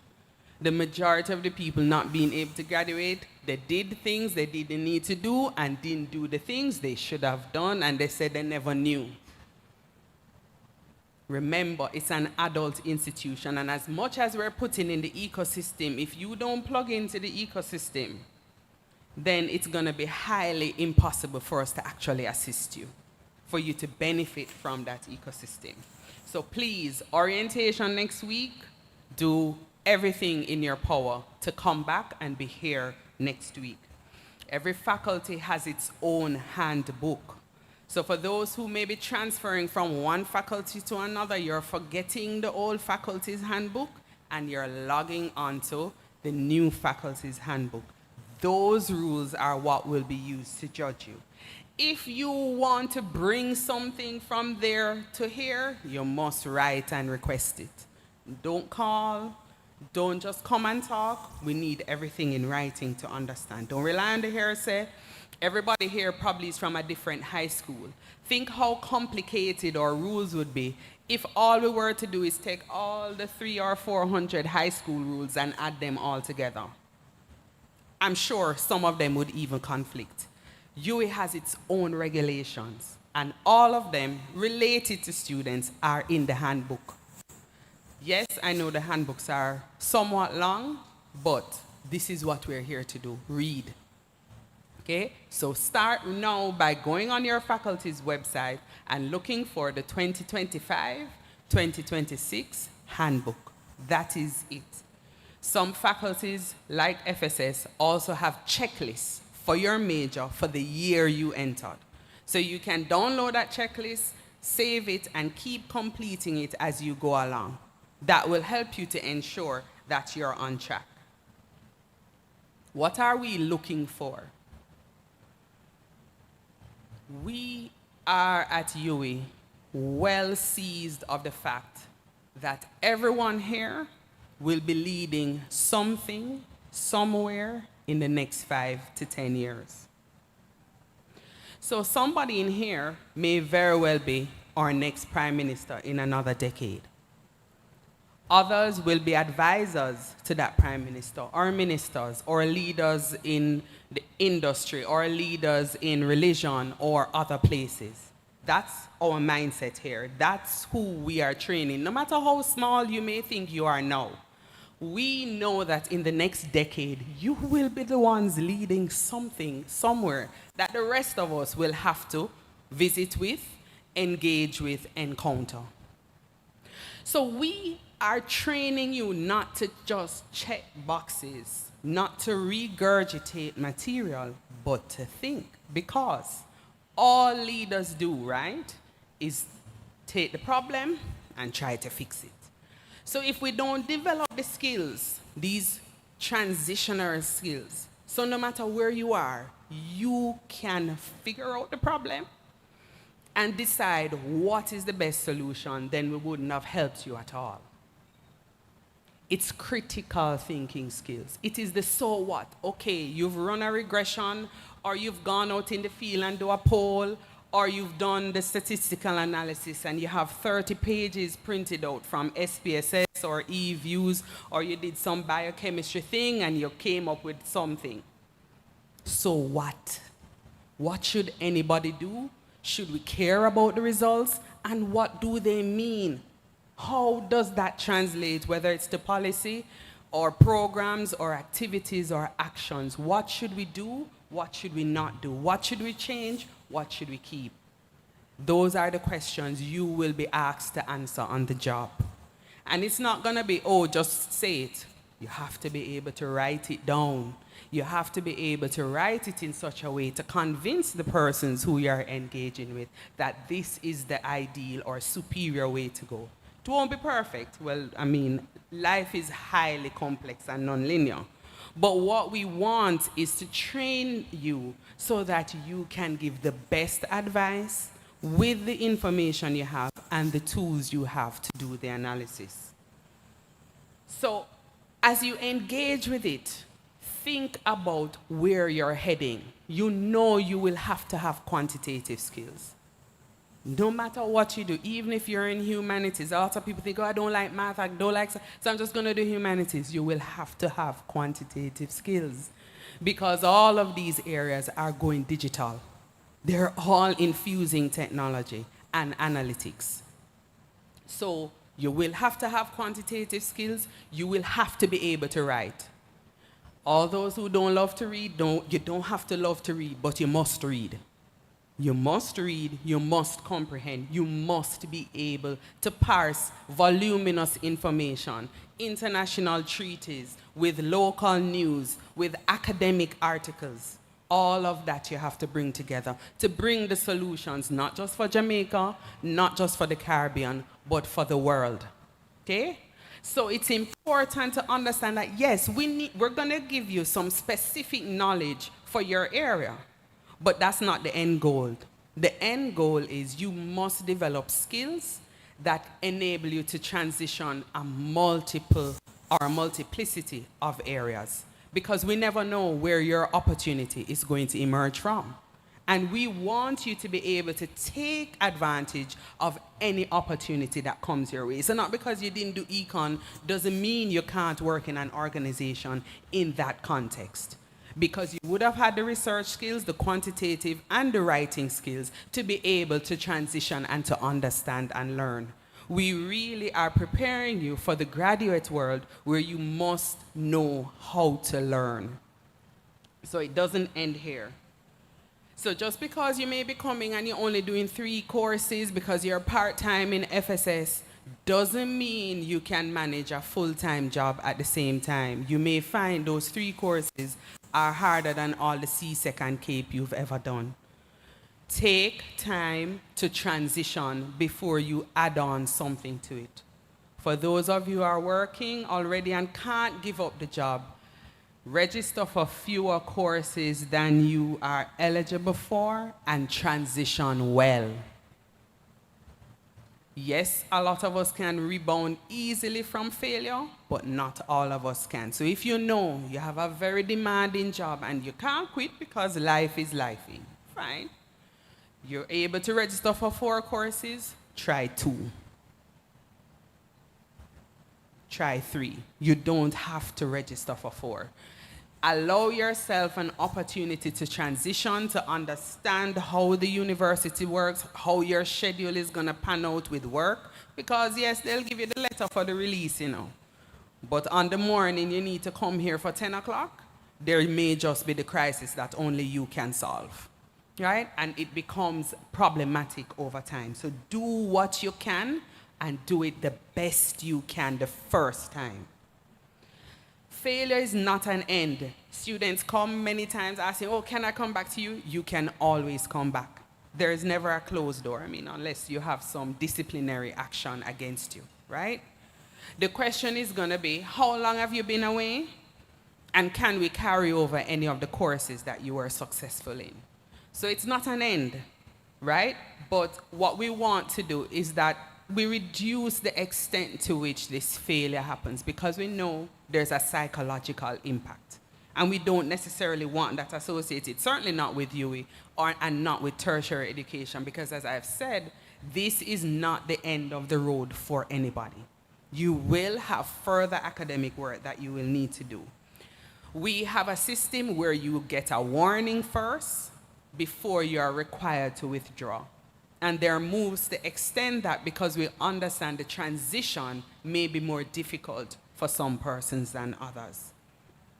What is important is that when you see your results, you proactively engage with the system. As was said before, the lecturer, once we set the exam and grade it, that's the end of our road. You can't go to the lecturer and say, can I retake the exam? No. That doesn't exist like that. You have to challenge it. Were you ill? Were you having some other challenge? Where's the medical certificate? Or you were on work duties? It all has to go through the health center. The health center checks, verifies, does everything they need to do, and then they indicate to the faculty, this is what should be facilitated for this student with respect to this assessment or this exam. The lecturer cannot re-give you the exam or allow you to redo the assignment, no, unless we have that go-ahead. So if you're sick, I tell all my students, go and get medical help. You cannot do an exam successfully if you're sick, if you're not feeling well in any way, and I'm using sick very broadly, okay? So go to the doctor. If you prefer to go to your personal doctor, you're not on campus yet, and you're on your way and you start to feel ill, head to the doctor. If you do the exam, it's a different story, okay? So as we make the transition, we have to learn to listen to ourselves, to know ourselves. It's not a joint degree you're doing with your friends from your high school. No, your degree is your degree. Your record is yours alone. So we have to make sure that we approach it in that somewhat business-like way to make sure that we're at the highest peak at that point in the exam or the assessment, that we can then do our best. How many people, though, are here and their student is doing the degree that they wanted to do when they were 18? Yes, this is another problem, right? Whilst it's good to kind of pass down these aspirations and these ideas of what we think is a good career, it's very dangerous when it comes to the tertiary level, because this thing requires a lot of effort. A lot of effort. It's not a walk in the park. Even for the students who get first-class honors, they will tell you, it's not a walk in the park. So if you're, yes, this child may have done the sciences, and you say, yes, good, so you get into FST now. Science at university, economics at university, even literature at university has no relationship with what they would have done before. So let them pick. And as I said, hold them accountable to the pick. They may tell you, I have to change because this literature, this accounts, I don't understand the management accounts at all. And if you don't understand that in level 1, you're going nowhere, because that is mandatory, right? Push back and say, well, so what are you going to change to? There's always the opportunity to change your major. If there's nothing else in your faculty that you can either matriculate into or you think you can do a little better, look outside your faculty. You can transfer to another faculty with a program that looks more amenable or more conciliant with what you think you can do. Let them worry about what they're going to do with that degree. They will figure it out. Once they start finding success, success breeds success, right? When the employers see or the intern offerers see what they have been able to do, they will take them. They will carve out roles for them, and they will allow them to carve out their own roles in the institution. Let them go ahead and do what they can do the best they can do it. We know life happens, so as far as is possible, be in tune with yourself, take care of yourself. As I said, if you're not well, don't go into that exam room. Please go to the doctor or the health center. As I indicated at the beginning, this is a time to engage with lecturers. Yes, engage with lecturers. It doesn't matter if you're having some challenge, the lecturer's professional responsibility is to assist. Recall, though, that you must be attending classes. We find at mid-semester points, you print 200 exam papers because you have 100 and maybe 50 registered, and you end up having to go and print more papers because these students turn up, never came to class, right? It's not just enough to register and think, oh, it's the same accounts I did. Trust me, it's not the same. Maybe the first 10 minutes of the lecture is the same, and you have 2 more hours of lecture.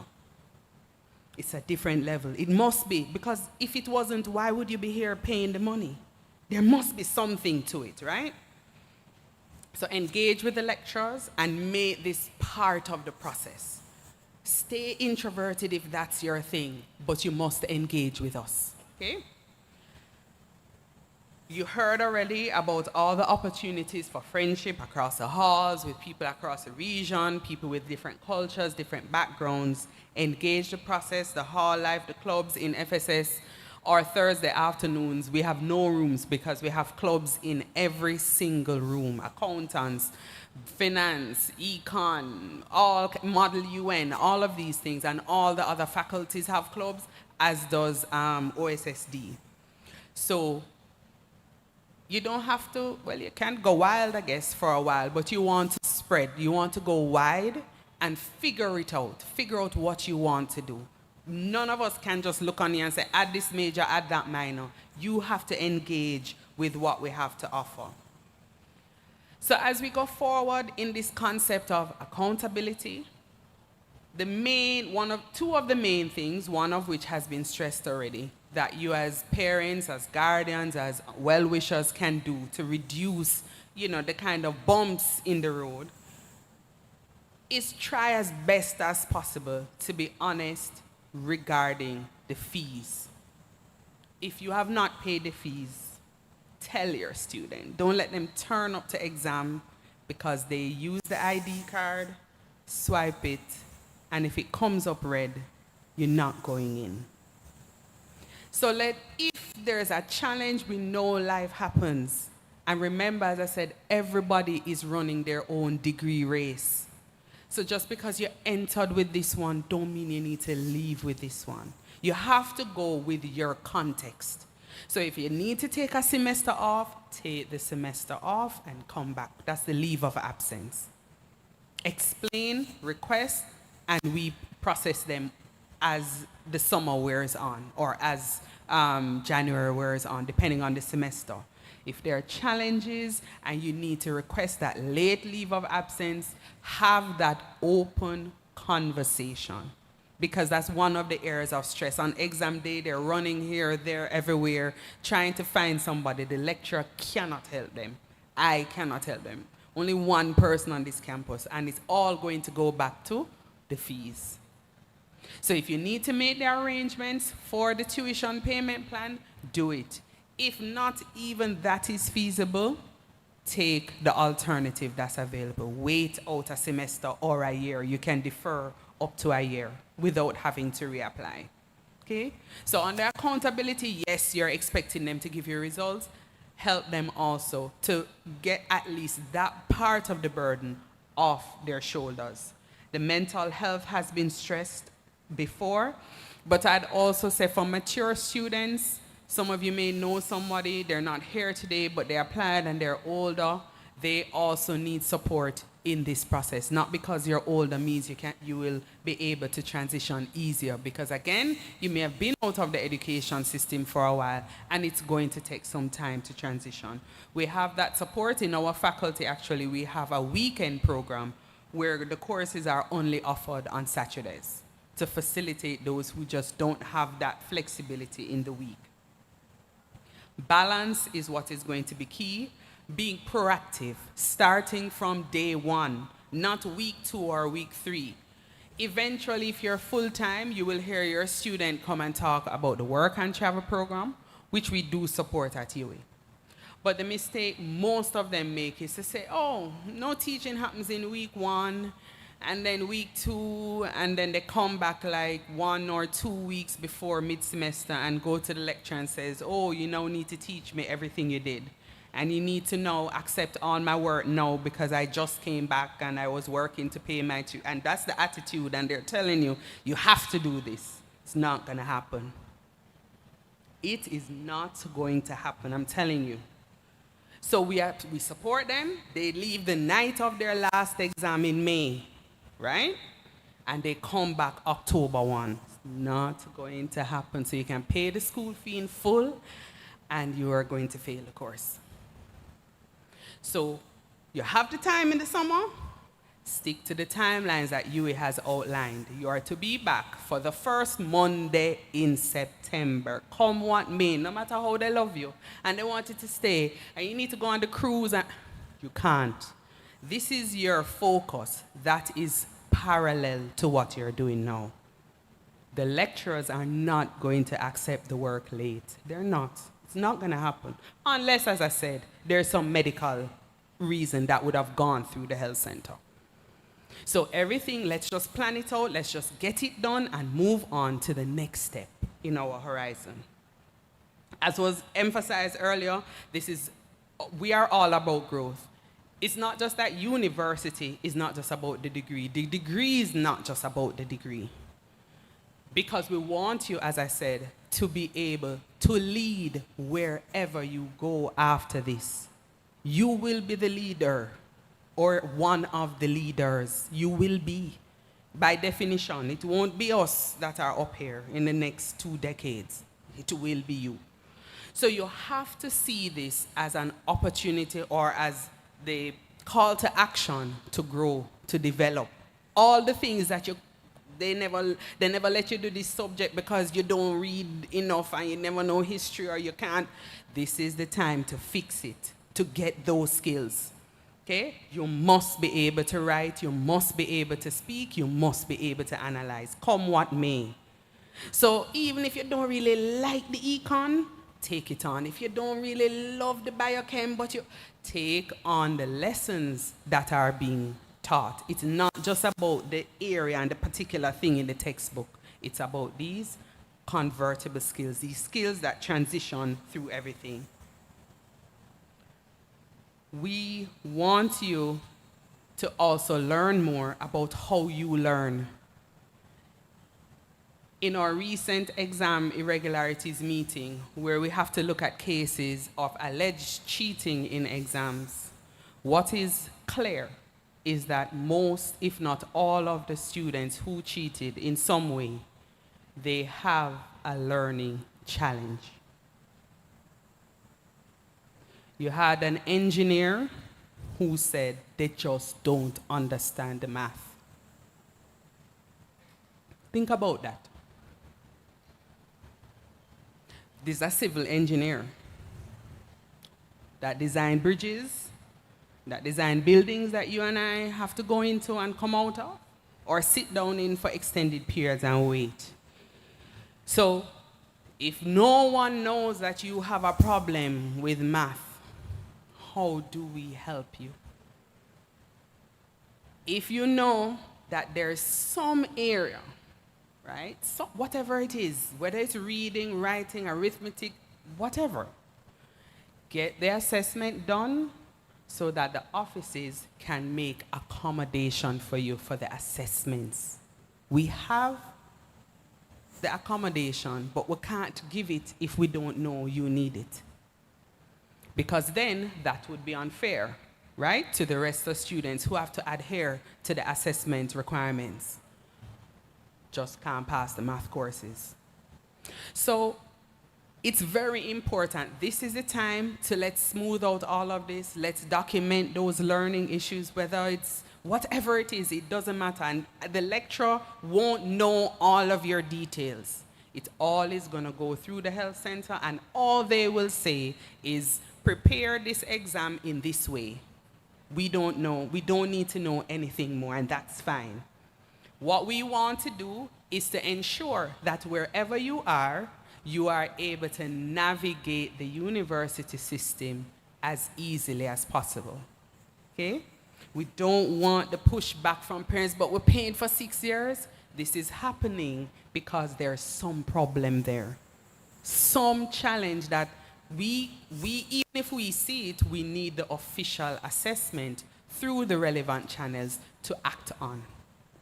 So we're asking you, if there is a problem, no matter how small you think, oh, but they did Cape and got straight ones, doesn't matter. Remember I told you, those straight ones and those A's may be 50 here. Maybe. You may just kind of cross the line, and that's not what we want for your student. Think global where you are. We have some IR students who came back to the faculty sometime in July. And they're reviewing international treaties to ensure that when investors come and say, oh, we want to build hotels in Jamaica, that there's no breaches.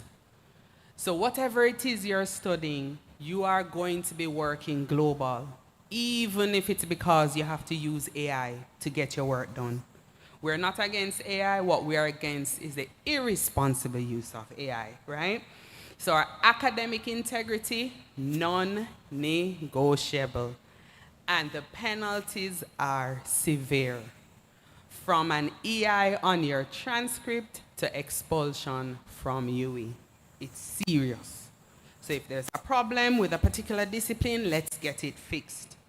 Ethical behavior, again, also non-negotiable. Decency, civility. So we don't expect anybody to come up here and tear off their wig or whatever it is because of some issue. I remember I told you, every process at UE requires multiple levels. It's a chain of command. So the principal cannot regrade your paper. The deputy principal cannot get you into an exam. It doesn't work that way. So even if you know them, and we know many of you will know, Jamaica is a small place. It's gonna come right back down to the faculty, and then the faculty is gonna have to write to the HOD. It's gonna come right back down, okay? So let's try and understand how we're structured and plug into it. All our email addresses are online. Start with a paper trail. That way you have some reference to move on to, okay? Be your student's safety net no matter what. It's not the end of the road if they are required to withdraw. In fact, some students say it's unfair because we also have academic forgiveness that enables them to start a new record. So understand that this is a process for your student. They've never done this before. What we're trying to do is get them to that level that they can be the leaders you want. Ultimately, you'll be back here in this tent in 3 years, in 4 years, in 5 years, however long it takes. And we're looking forward to seeing all of you, plus those who are not here today, at graduation, where you'll see them proceed across the stage and collect their canister. That's what we're here for. We're here to get you to that point. Just like how you're rejoicing now that, hey, you finally get into university. It's not the time to just let go and say, oh, you're adult, now go. No, they still need you, but it's in a different way. We want to present them back to you at the end of their program, ready for the next step yet. That's our goal, our mission. So again, I want to just say congratulations again. Be excited, but get into planning mode. You have a week and a half to figure it out, plan. If the plan is not working, plan again. Get help, interact. If your first interaction is not quite what we expect at UE, go to somebody else.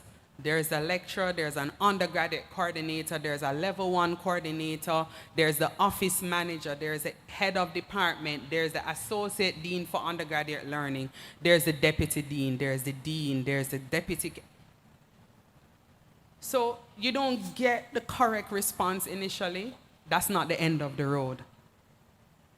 Okay, and there are other ways to do it. You now know Jason on the student services side. There are many different ways to skin a cat. So you engage with us and it doesn't work out how you thought it should based on how we present ourselves, you reach out and he'll call me, and that's fine, okay? So congratulations again, and we're really looking forward to putting everyone on the stage and congratulating you as you cross the stage at graduation, and perhaps even come back to you and work here or do another degree or do some short courses with U Star. And I hope that that gives you a little flavor of what you're looking forward to. It's the safety net, it's the support, and that failure is not the end of the road. Just take it easy with them, but still hold them accountable. Thank you.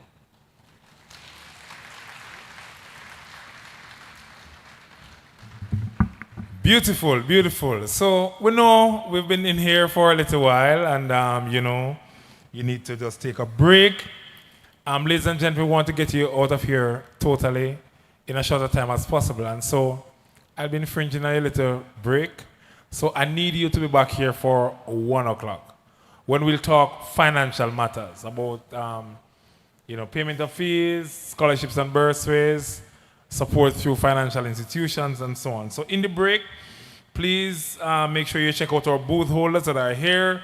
We have our commuting students, so you can sign up for your first year experience program and so on. VMBS, Infinity, Corporate Credit Union, True Blue, and Scotia Bank. They're at the back, just check them out. But thank you for being with us for the morning session. Please be back for 1 o'clock. We're starting promptly at 1 o'clock so that we can get you out of here before the clock strikes 2. Right? Thank you very much for your patience and your time with us. See you in a little from this.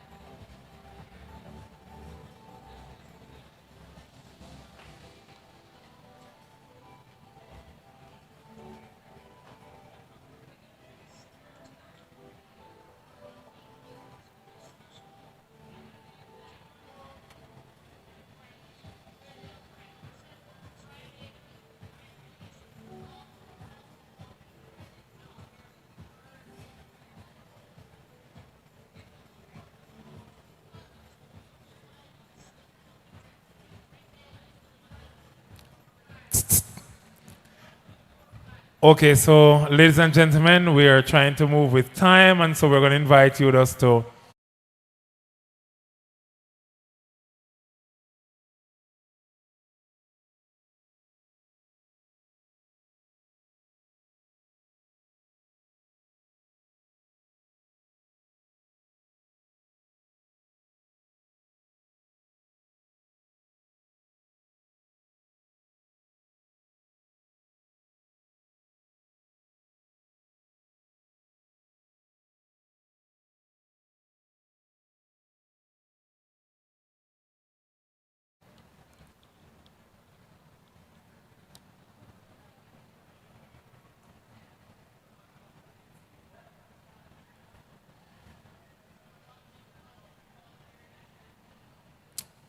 Okay, so ladies and gentlemen, we are delighted to welcome to the lectern Miss Kimberly Henry, who serves as customer service officer here at the UWI bursary.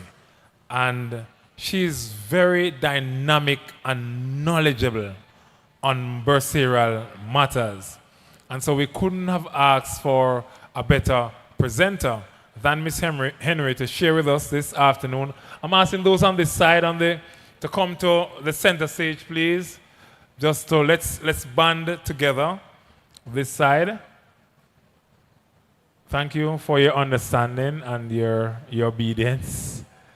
So we invite Lady Henry to now talk to us about these financial matters. Please make her welcome.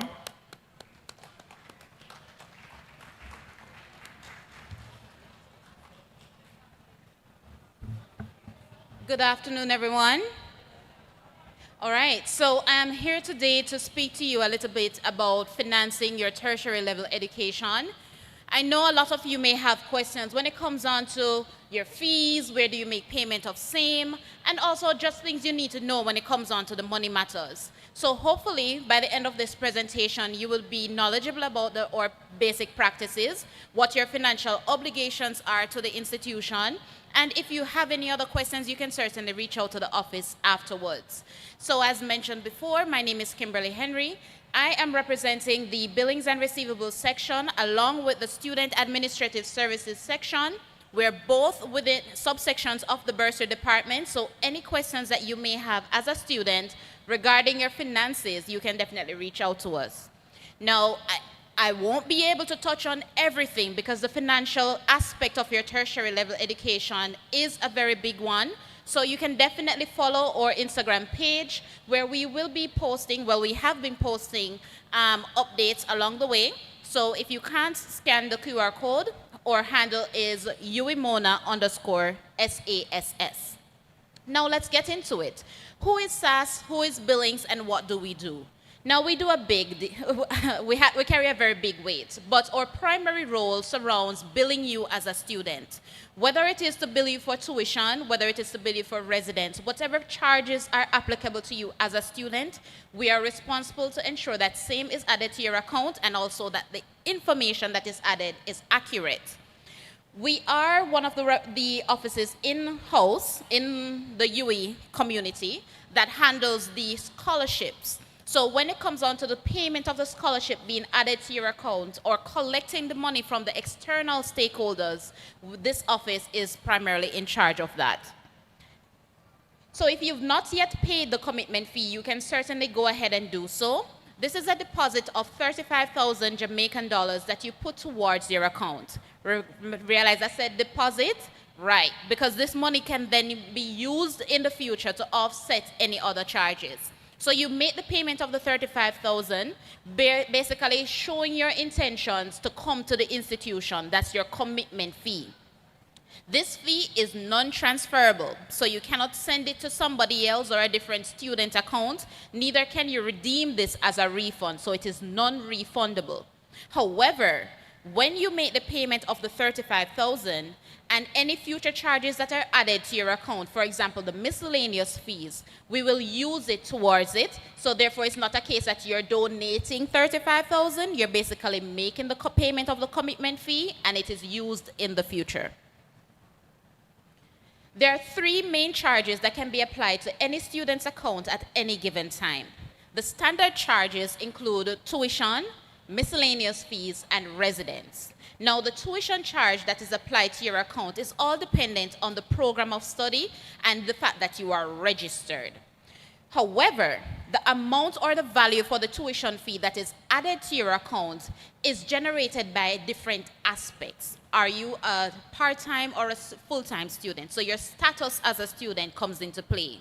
Things, for example, your nationality also plays an integral role to determine the tuition that is applied to your account. So don't be alarmed if, throughout your tertiary education or throughout your journey, your friend is in the same program, but they're also getting a different billing. There will be a different, profile information behind that. So if you need clarity regarding the tuition that is applied to your account, you certainly need to reach out to SAS. As mentioned earlier, the commitment fee will go towards your miscellaneous fees. Now, the miscellaneous fee is actually a charge that is added to your account once you are registered at the institution, and it is billed only once per academic year. So, when you make the payment in semester 1, you do not make another payment of a miscellaneous fee in semester 2, and I will go into the different costs or charges rather for what the miscellaneous fee is in a bit. The miscellaneous fee upon payment of same covers certain amenities, administrative costs, but the very important one is the health insurance. So for the entire academic year, you are covered through the health scheme, and you can also use that card to, subsidize a portion of the cost that may be incurred when you go for health care at the health center or otherwise. Once the card is available, you will pick that up at the HR office. However, once it's ready for collection, you will be notified. The residence cost is also populated on your statement of accounts, and that is only if you are living on a MonaMedia-operated hall. I will touch on the difference between the different types of halls in a bit, but the only way you are billed for residence is if there is information there that you are definitely on a MonaMedia-operated hall. So I've mentioned the different fees, and I'm sure you're curious how you go about finding these information. Now, all the fees, whether it is for tuition, residence, or miscellaneous fees, they are available to you online. So they're published, they're public, right? So from any search engine, you can type UE check fees, and it is usually the first link that is populated. And upon clicking on it, you'll be taken to an interface that looks like this. Now, depending on the information that you're looking for will ultimately be determined, through whichever link you're checking. So if you want to see tuition as an undergraduate student as opposed to a postgrad student, then you can definitely click on the appropriate link or any other link to your liking. But we've also made it convenient for you where you can make payments online through our e-commerce platform using that little red button that is there that says pay tuition and fees. I will take you to the e-commerce platform in a bit, but I wanted to introduce you to this platform. So as mentioned before, the miscellaneous fee is a mandatory fee that you pay once you're registered at the institution. Now, the miscellaneous fee is determined whether you're commuting, meaning you're traveling to school, you do not live on a hall. So you're commuting to school, or you live on a Marlene Hamilton Hall, for example, then the cost for the miscellaneous fees would be 44,227 Jamaican dollars. If you are residing on a hall, if it is Mona-operated or even a 138 establishment, then the miscellaneous fee that is added to your account is 52,727 Jamaican dollars. You will also note that in your miscellaneous fees as a new student, we will automatically add the information for the ID card first issue, which is the value of 1,350 Jamaican dollars. What this means is that we want to ensure that you've covered all the expenses, so when you go or you proceed to the next phase of getting your student ID card, you have no issues, and you can certainly provide a proof that this was already paid for, and they can help you to obtain your ID. If your receipt does not explicitly state the value of the miscellaneous fee plus the ID card, and the description is not saying miscellaneous fees, you will definitely have to come to SAS to get the supporting document that you present to the ID personnel so you can get that particular ID card. So when it comes down to the residence fees, this is also available on the link I showed you just now. But just to give you an understanding of what the charges are for the different MONA-operated hall. So you will note that the information here includes halls, for example, the AZ Preston Hall, Taylor Hall, Chancellor Hall, just to name a few. If you are looking for information for a 138 establishment, for example, Georgia Lane Hall or Irving Hall, for example, that is on a different fee sheet, that is on the same website, the reason I'm not showing you that information is because you pay for those residents directly to 138. So if your hall of choice is not listed here, it will be a 138 establishment. You consult them as to how you go about making payments to them directly. So in order to make payment of fees, there are a few authorized payment locations that we have in place. The fastest options that are available would be to make payments in office at the bursary cashier, whether it is on the Mona campus or Western Jamaica campus, or you can register your card to the e-commerce platform, whether it is a debit or credit card, and you can proceed with payments there. Payments made via the e-commerce platform, that is the UE platform, or at the cashier reflects on your account immediately. So therefore, if you pay elsewhere, you can anticipate a delay. Most times, depending on the location in which you make the payment, and also the time of day, it will be reflected by the end of that same day, but by around 7 p.m. But if you make the payment late in the evening, 5 or so forth, you can expect a delay by the next business day or two. Other payment locations, we have Paymaster, Western Union, Bill Express, Infinity. We have NCB and JN locations. Right, sorry. So if you want to use any other option, then you can certainly use them. They already have the banking information. So when you make the payment and you include your ID number, it is automatically assigned to your respective student account. But let's say none of these options are available to you or they don't work and you have to do a bank transfer or you have to do a third-party transfer, no problem.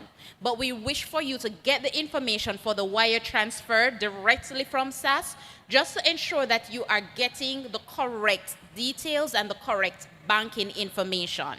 I will touch on the wire transfers just a bit.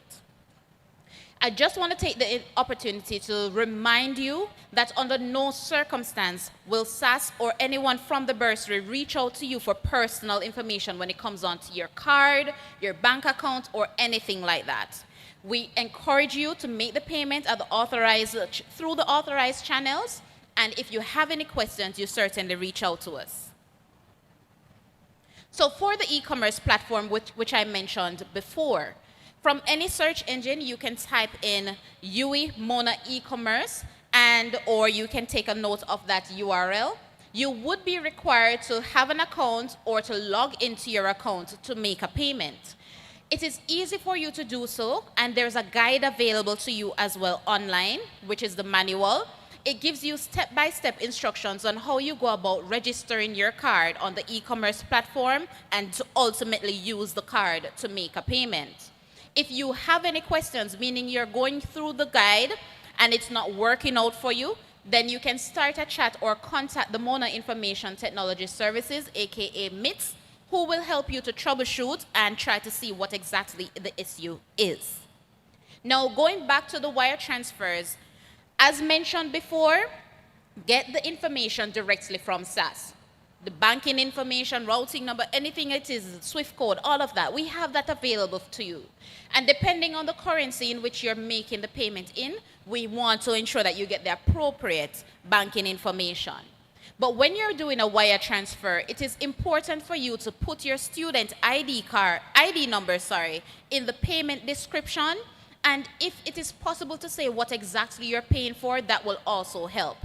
Now, if you realize it is a very last payment option that I mentioned because it is the least encouraged, The reason for that, it is not one of those structures that will allow for the payment to automatically be applied to your account. It is highly manual, and with everything that is considered, it can take up to 15 working days to reflect on your account. So if you have no other choice, but the wire transfer is the only way to do your payment, do it from early to facilitate processing times, to ensure that it is on your account as soon as possible, and certainly send us a copy of the receipt to our email, and we will use the receipt to help to guide the process along the way to ensure that the payment is applied to your account as quickly as possible. So for the payments, I did not note the payment deadlines before, but just take a note that the payment deadlines were actually released, and they are due on the 29th of August, so that's next week, Friday. So on the fee sheets, you will realize that the fees that are published are referring to the tuition for the entire year or residence for the entire year. Now, these are there's a payment structure in place wherein which you can pay all of it at once. If you're doing so, that is due by the 29th of August. If you are only paying for semester 1 expenses, meaning you want to split that, and whatever is billed to you for semester 1, you want to just pay that off at once and then leave semester 2, that's no problem. That is definitely a payment structure in place. If you're doing that, the deadline is still the 29th of August, but if that is also overwhelming, wherein which you cannot complete the payment in its entirety by next week, we have installment plans available. Now, what the installment plan does is that it allows for you to pay your tuition or your residence for Mona-operated halls only, in smaller portions. So whatever it is that is billed to you for semester 1 or 2, then we can break that down into monthly payments for you. Now, to qualify for the payment plan for tuition, you have to be registered. Because remember, I said earlier, the registration will allow for you to be billed for the tuition, right? So you have to be fully registered. Your miscellaneous fee has to be paid in its entirety, and also a 25% deposit is due upfront. So whatever your tuition is or your residence fee is for the semester, we want 25% of that upfront, and then thereafter, the balance that is remaining on your account, that is what the installment plan will cover. If by any chance you're a returning Pelican and you had any balances outstanding before, that certainly needs to be cleared up. Residence, miscellaneous fees are due upfront, so the full payment of the miscellaneous fee, as well as 25% of the residence charge, needs to be on the account. If by whatever reason you got accepted for the hall and you're not seeing the charge for it, then you can just check in with the hall manager, check in with the hall office to ensure that your information is there so that you are billed for residence. So if you want to do the installment plan, whether it is for residence or for tuition, this is something that you do on a semester basis. So if you did it for semester 1, you have to do it again for semester 2. The deadline for the application was actually released as well, and that is September 12th. So you have up until the second week of September to get an application in for the installment plan. It is something that is encouraged. So if you aren't able to meet the deadline for August 29th, get the request in for the installment plan as soon as possible. So there are some options in which you can use to finance your way through tertiary level education. I'm not sure if you're hearing me. But I've already mentioned that you can pay per semester. But for regional and international students, or even Jamaican students, a lot of ministries, they have as well that you can use to finance your way throughout. So we encourage that you take advantage of these opportunities that are there. And of course, this list, it is not exhausted, but definitely look on your options. Seek out scholarships, grants, whatever it is. Consult the Office of Student Financing on campus as well, just to see if you can qualify or apply for a scholarship, because every actual payment counts and helps to cover your finances. Oh, Here we go. So the Office of Student Financing, they are located on campus as well. And as mentioned before, they will help you with your scholarship or grant applications. However, for specific details, I encourage you to reach out to their office so that you can be guided accordingly. So I have to take the opportunity to touch on some of the penalties if it's the case that you fall delinquent with your finances with the institution. So the first thing that will happen is that a financial hold will be imposed on your account. Having a financial hold means that at some point you did not cover your full financial obligation to the institution, meaning you have money outstanding, the deadline come and gone, and you still have not made that payment. So a financial hold goes onto the account. What the financial hold will do is that it restricts your ability to access certain services on campus. So you aren't able to see your grades, you can't use certain amenities on campus, you can't get certain services from certain offices. All of that is restricted. Additionally, a 1% late fine, as per the institution's policy, will be calculated and added to your account until it is regularized. Meaning, if you have money outstanding at the end of each month, 1% will be calculated and added to the account as a fine due to the delinquent nature of the account itself. Now, for extremely delinquent accounts, meaning months pass, we're reaching out, still no effort to clear up the arrears, we will be sending the account to the collection agency, who will do what needs to be done to retrieve the funds on the institution's behalf. Now, that is what we would rather not do. So if you have any issues with the financial aspect of things, you reach out to us before. And I want to also note that the institution reports your credit standing to the credit bureau. So whether it is a good report or a bad report, all accounts are sent to the credit bureau so that can be on your record. Now, the credit score for persons when they come out of UE and they want to get the cars or the loans or the mortgage, these are things that will be affected if you have a very poor credit score. So think about things like that as well. So as I wrap up, I just want to take the opportunity to introduce you to our platform, which is the Bursary Online Student System. Now, the QR code is there for you to scan. However, this basically is a platform where you go to apply for certain services that are offered by SAS. So for example, if you want the installment plan, if you want a tuition letter, if you want an official copy of your statement of accounts, just to name a few. We offer this online, so you don't necessarily have to come in office to do all of this. Your unofficial statement of accounts is also available to you. So every charge, payment, or anything like that, once it has something to do with your statement, your records, we make sure that you have access to this. And when you go onto the Bursary Online Student System, aka BOSS, you will see your statement of accounts there, and you just peruse the information just to see what your balance is, what your tuition charge is. We make it easier for you to understand as well.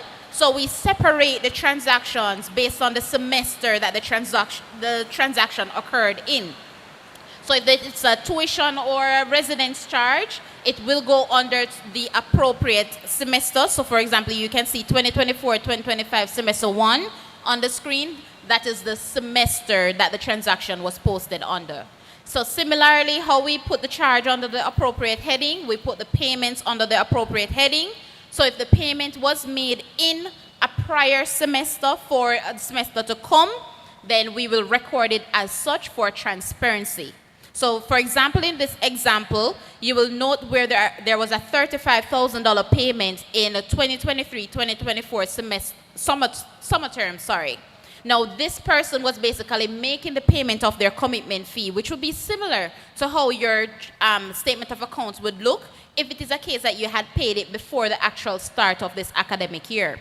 You will also note that we brought the figure forward. So once you see a minus sign in front of the figure, it means that this is money that the institution has in excess for you. So for this person, the $35,000 was not used in the semester that it was actually paid. So we held on to the money, and brought it forward. So when the student registered in the following semester, we basically used it. So it's here for you. If you have questions about your statement, you can certainly reach out to us and we can explain that to you in greater details. Now, at this point, we understand that, mommy, daddy, a guardian still wants to play that integral role in your development. And we have no issues with that. We wish for you to continue to support your child or ward right throughout the journey. However, at this stage, they are considered to be the legal client of the institution. So therefore, if you are coming to represent your child, or the child is sending somebody, mommy, daddy, a friend, anybody, to come and do business on their behalf, we need for this to be communicated to the bursary through the proxy authorization. Now, your information and protecting your data is very important. So the long and short of it is, if my name is Kimberly Henry and I went to the bursary, I am expecting that only the information for Kimberly Henry is given to Kimberly Henry. If I cannot go to the bursary to represent myself and I'm sending somebody to do the business on my behalf, then I have to put a proxy authorization in place authorizing the bursary to either give the document to this person or to give the information to this person. Now, I'm stressing it because I know that at some point you may have to come in to do business on your child or ward's behalf. And as I said before, we have no issues with that. We welcome you, but we also would not like for a legal lawsuit to be taken out against us. All right? So, if you have any questions or if you have any burning topics that you want to address, we are open Mondays to Fridays, 8:30 to 4:30. For now, we have extended hours, so we go up until 6 p.m. because, it's the start of the semester. We want to ensure that we are available for all the needs that you may have. And also, we are available in the assembly hall. So if you come to the Kenneth Hall building and the office is full, we have representatives in the registration hub in the assembly hall that can help you with any queries that you may have for SAS. Again, follow the Instagram page because that is where we send out reminders about payment deadlines, address frequently asked questions and stuff like that. And if by any chance you need to WhatsApp us, we are available at 876-280-8238. Again, that is 876-280-8238. Or you can call us at 876-618-6490. You can also send us an email at customer.services@uemona.edu.jm, and we will address your query there as well. We do offer live support, so during our business hours, you can reach out to us via live chat. The QR code is here for you. You can take a picture of it, or you can just go onto BOSS, sign in, and start a chat with one of our representatives there. So again, on behalf of the bursary department, I want to formally welcome you to the institution, and we hope that you will use the services of SAS, make us your best friends, because we want for you to be financially healthy throughout your journey. Thank you.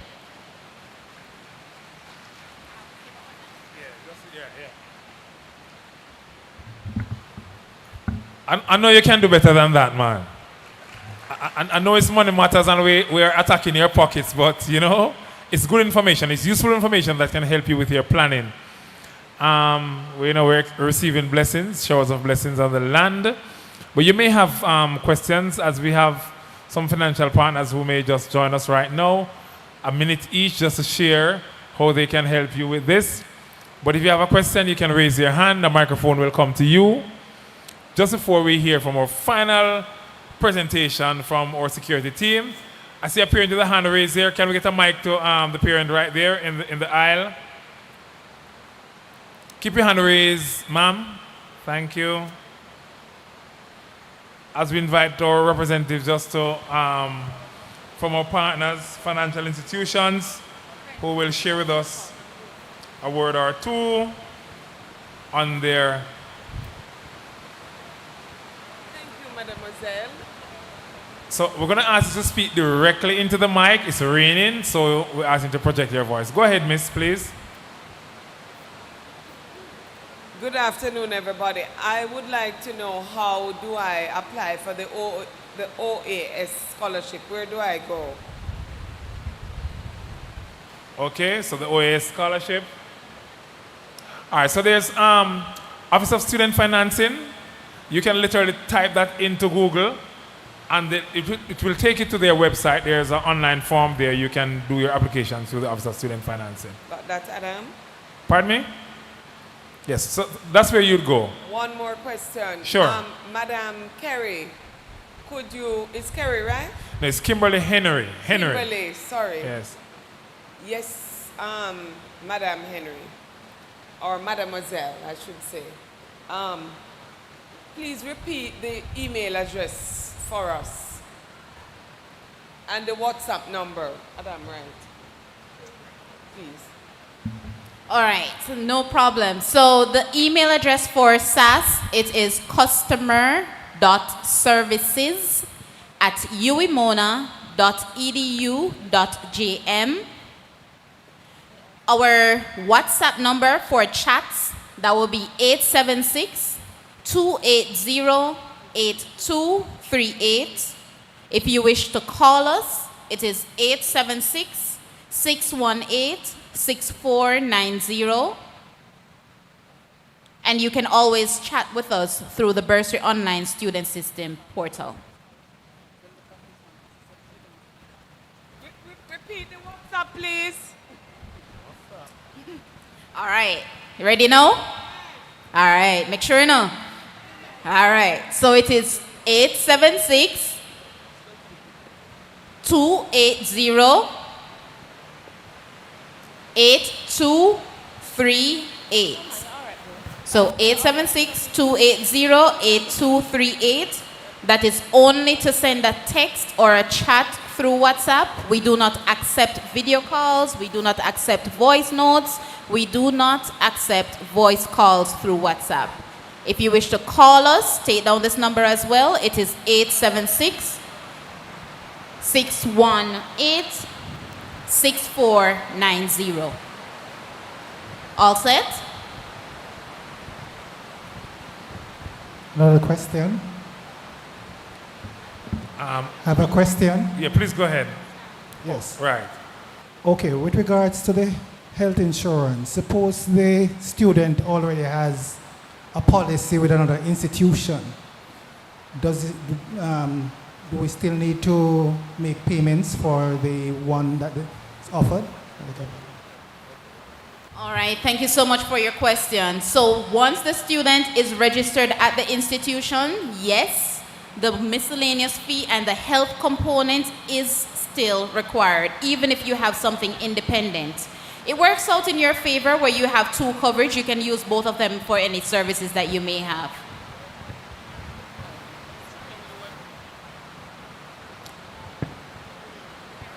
All right, so one final question here at the front. My hard-working Student Service and Development Manager, Ms. Francis. Good morning.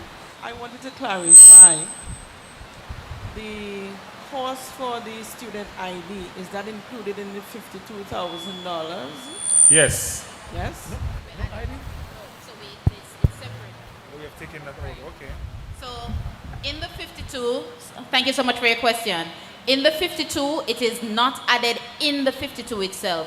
What you will see is that when he or she is registered, you will see 54 and whatever.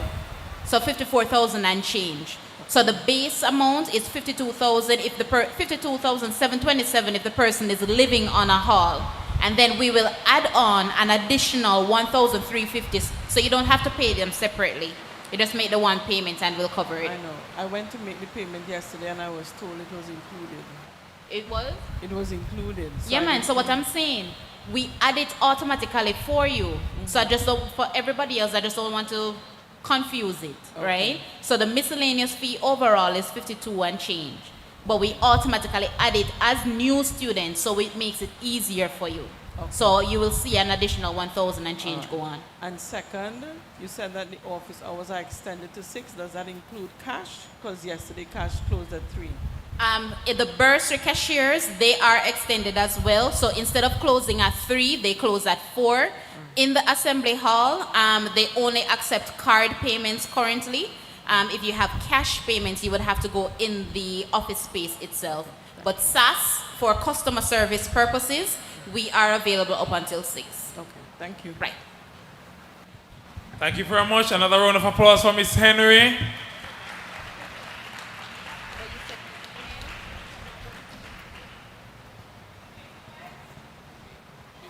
If they take US, yes, yes. Okay.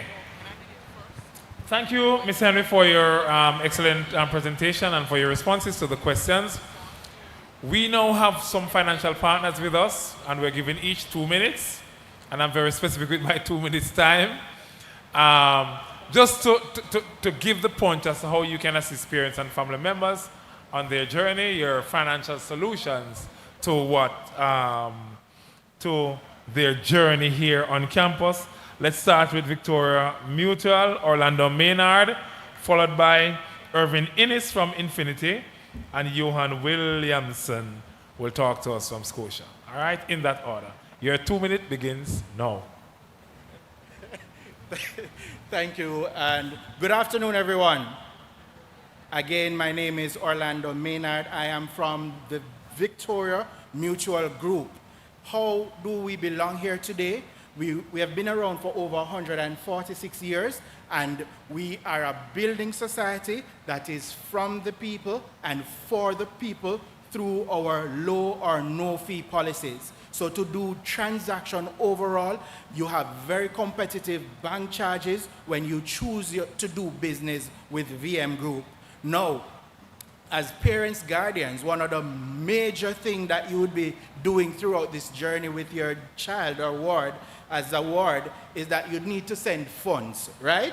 You'll always hear, I need some money. And with VM, we're saying you can have an account with your child or children, and wherever you are, locally or overseas, we have a money transfer entity that can help you to transfer funds to your child or children within hours at competitive fee. So you can start a regular savings with your child today. We have a booth there, ID, TRN, proof of address, and for the adults we ask for proof of income, and we create the account within 24 hours. Wherever you are, we are connected to several money transfer partners that will assist you in getting funds to your child or children. Outside of that, whatever financial goals you may have, whatever financial position you're in, we're able to provide sound financial advice for you to help you to achieve all your goals, whether it be short-term, medium-term, or long-term, at a reasonable rate, meaning that we have very competitive prices and we have a savings solution for you, whether it be a regular savings account or a consistent savings plan or a fixed deposit, a lending solution, whether it be a credit card, unsecured loan, and of course, our mortgage facility. We're able to provide that solution for you to achieve whatever financial goals you may have. Thank you for your time. Come and speak to us. Online, we are myvmgroup.com, and you can get us across the island, 16 branches locally. Thank you.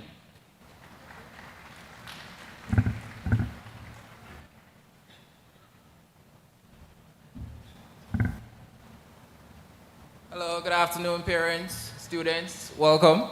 I'm Irvin Ennis. I'm a business development officer with the Infinity Co-op Credit Union, and again, welcome. This is truly an exclusive group you're seeking to be a part of, and we believe this. This is why we invested, and we have a location here on campus.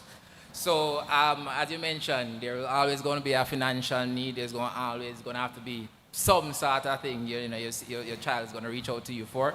You could go ahead, deposit your funds in any location we have across the island. That money is available right away at the same time at our branch here on the campus. Now, there's many options in terms of financing, but the credit union movement moves a little bit different. I mean, we offer all the same products and services, but we do it differently where the persons who use the credit union owns the credit union, have a say in how the credit union is managed. So you have a little bit more control with actually benefiting from you doing your finances with us. So we're here at the back of the tent. Feel free to leave your contact information. I would love to reach out, have a conversation with you, see what you're interested in doing and see how we could help. And yes, looking forward to having that conversation with you today. Thank you.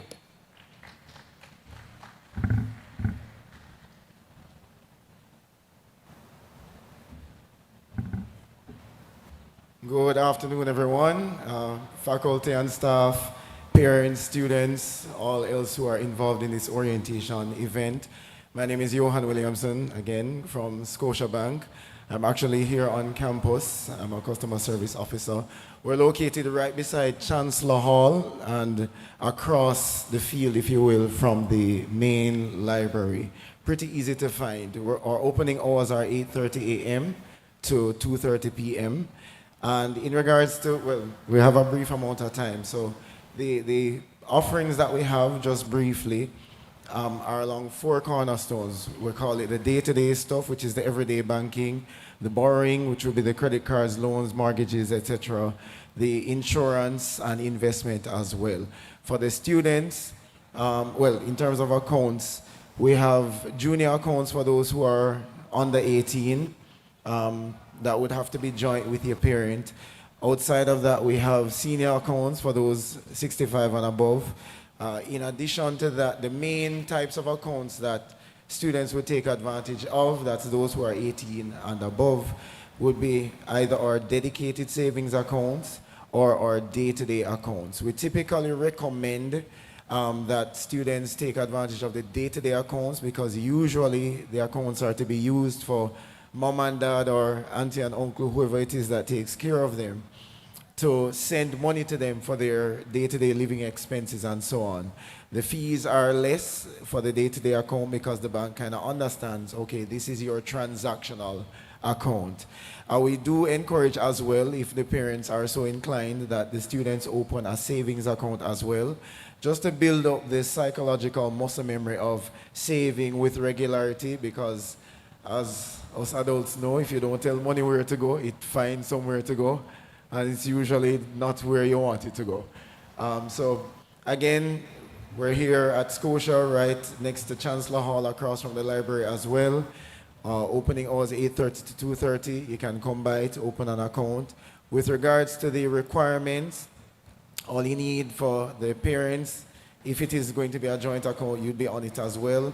ID, TRN, proof of address, and proof of income. That's it. With regards to the students, all they need is their ID, their TRN, and some proof of address. They don't actually need proof of studentship or proof of income. And you just come by, we'll talk with you further. Any additional information you need, we're here. The booth is down by the back to my right.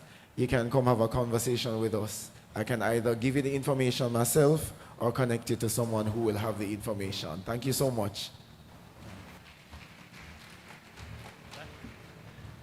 Thanks to our partners for sharing with us, and you can check out their booths at the back.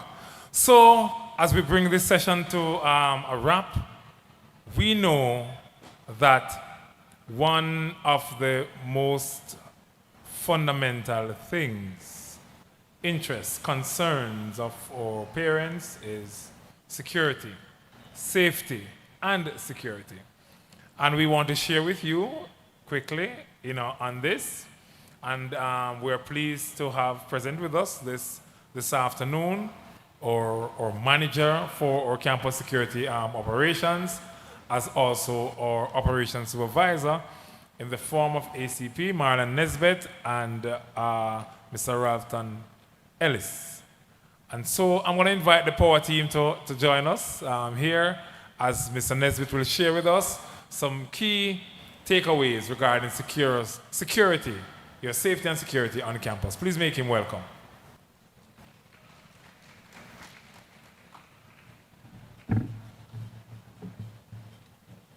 Thank you, Mr. McKenzie. Good afternoon, everyone. I trust I'm speaking to proud parents of our incoming Pelicans. And as Mr. McKenzie did say, security certainly is an important factor. You would have sent your children out from various parts in Jamaica to come to the university here, and the last thing you want to hear is that they have any security issue. Correct? Let me see the hands of those in here who are actually parents of these proud Pelicans. So if you share the fact that we need a good security apparatus for them, can I invite you to come nearer? No, that means you don't share it then. All right, no problem. But we'll still give it. So I want to first, on behalf of the security apparatus and the other senior managers here, welcome you, your wards, you also to the University of the West Indies Mona family. Because that's how we see ourselves here, as we work together to achieve various goals. So I want for us to understand that security here is all of us business. It's our business. It's not just my office. It's not just the management here. It's not just the police who are here, and I'll speak to you about the layers. And it's not just King Alarm who you will see around providing static security for you. It's all of us business. Very important that we understand that, because let's face it, if we are to do this, we have to do it together. I want to raise a point to you. Some very simple things that can affect your child. Start with how you and them relate with what we say to them. And what we're saying now are some do's and don'ts, some basic things. A child will not understand easily that they have to take responsibility for their own selves and security of self. And a simple example. So they're under a tree studying a nice area that we would recommend. Social sciences have nice study areas, benches, tables there, lit areas even for night, and of course we have security presence there. But then they're leaving their laptops to go into a bathroom for 5 minutes. It is not impossible that when they come back, that laptop might be gone. So that's a very basic example of what we are talking about. Security of property, security of self. Very, very important.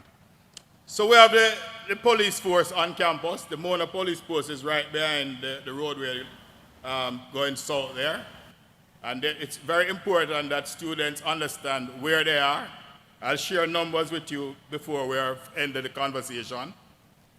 The Mona police has its imprint here, they are stationed here, they have ownership here, and they have management from their level doing their Mona police activities in tandem with what the University of the West Indies requires. Importantly, they're also joined in patrolling our systems here and needs by a team sent from outside, and they call it the BOPD, Beat Officer and Patrol Division from P-Step. So they are here every weekday, seeing to the security of the students also. And that is also augmented by other patrols coming from other divisions as we have security needs that they counter. We have the campus security office, which I lead. Mr. McKenzie spoke to Mr. Ellis, who is very integral to it as the operations supervisor. He's generally man on the ground. And we have a team of campus police officers who do patrol systems. They do a monitoring system through the surveillance process, that we have CCTV that they view, manage, monitor constantly, 24/7. But their presence is also a 24-hour presence on campus. Share numbers again with you before we end, that students need to reach out for whatever reason, no matter how simple it may be. We provide all kinds of services that we'll get into. And we also have the private contracted security, which is King Alarm. Then there's a fourth layer. parents, family, our students, and staff. And this is a critical layer. I mention this because if you remember and think about the apparatus that is out in the wider world, particularly in Jamaica and other such places, we have a neighborhood watch program that speaks to how we can partner together, operate together to make all of us safe. Now, this is what we are trying to make sure we have here, that we integrate systems like that. We want for you to know if there's any issue you hear coming from your child, express it to us. We will give you the numbers that you can share those issues, and we will readily attend to them.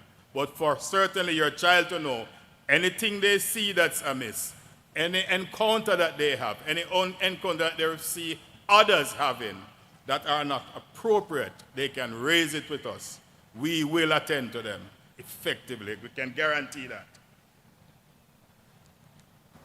So, some security initiatives that we have presently, a surveillance system which is monitored round the clock.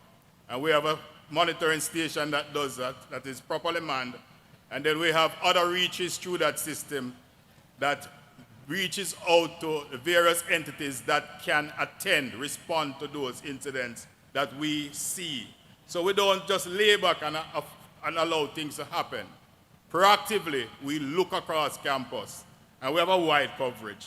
And I must tell you, they're building out this system even more so presently, this semester. A lot of money being spent by the university's management to ensure that we have a better technological system going forward. We have patrols on campus through King Alarm, through our JCF police, through our campus police officer across campus. And again, they respond to the issues as are raised to them. So this is active presence of police and security personnel, not just on patrols, but statically placed in appropriate areas, strategically placed too, that we know these are the areas that students traverse or are normally to be found studying and doing other acts on campus that are advisable. We are also involved in campus activities. So you'll see us coming on the halls when you have meetings. You'll see us at various other engagements to include even parties, just to make sure everybody is safe and to be able to give that level of satisfaction and make sure that you're okay pretty much. We provide an escort service for students.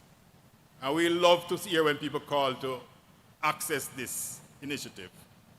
It is that we are at the monitoring station. You have our numbers. So you're leaving the library at 12 midnight to go to Rex Netherwood Hall, a good distance. Just saying, you have other halls that you would want to traverse. If you're a mid-sized student coming from the hospital to go to your hall, you call us, we send our vehicle to pick you up and transport you safely to where you should be going. And of course, our presence is a 24-hour presence. There's a communication strategy that we employ through our office, that we understand the need for you to appreciate what we are doing to make sure as we progress that you are safe. So whatever the situations are as they unfold, if there are issues, we readily communicate them through whatever means available that is best. But of course, there is a Mona messaging platform that everybody should access as students. It goes to them directly. They should just read the messages. So we utilize that, but we are employing other means. So we reach out to students, we go to the meetings, we speak to them, we send out other advisors through the Guild, through their WhatsApp groups, through their social media platforms. So we'll be doing all of that. But communication flow is both ways, you and we, simple as that, you and we. We have to keep constantly doing this as we partner to make sure that all of us on campus are in fact safe. So we understand that you have to appreciate some collaborative efforts. How can you help? The first thing we are telling students to do, the very first thing, and it's a university directive, it's a policy. Wear your IDs. Wear your IDs. This is crucial. University of the West Indies, Mona, operates what we call an open campus. We don't restrict anybody from coming on campus. And that's for good reason. We have communities around, and we are integral with them, so we don't restrict movements on campus from anyone who would come here, who want to come here to do lawful business. We have other entities on campus apart from the academic setup. The banks are here, restaurants are here, KFC is here. You should have seen KFC on that day when they were giving away meals. The fact is, people are free to come here. Normally they come to use the ATM. It's a safe environment, so people from outside do that. The fact is, not everybody are law-abiding. So some seek the opportunity, as unscrupulous as they are, to come and prey on what we have, whether staff or students. That's the distinction we are able to make when people wear their ID as we patrol.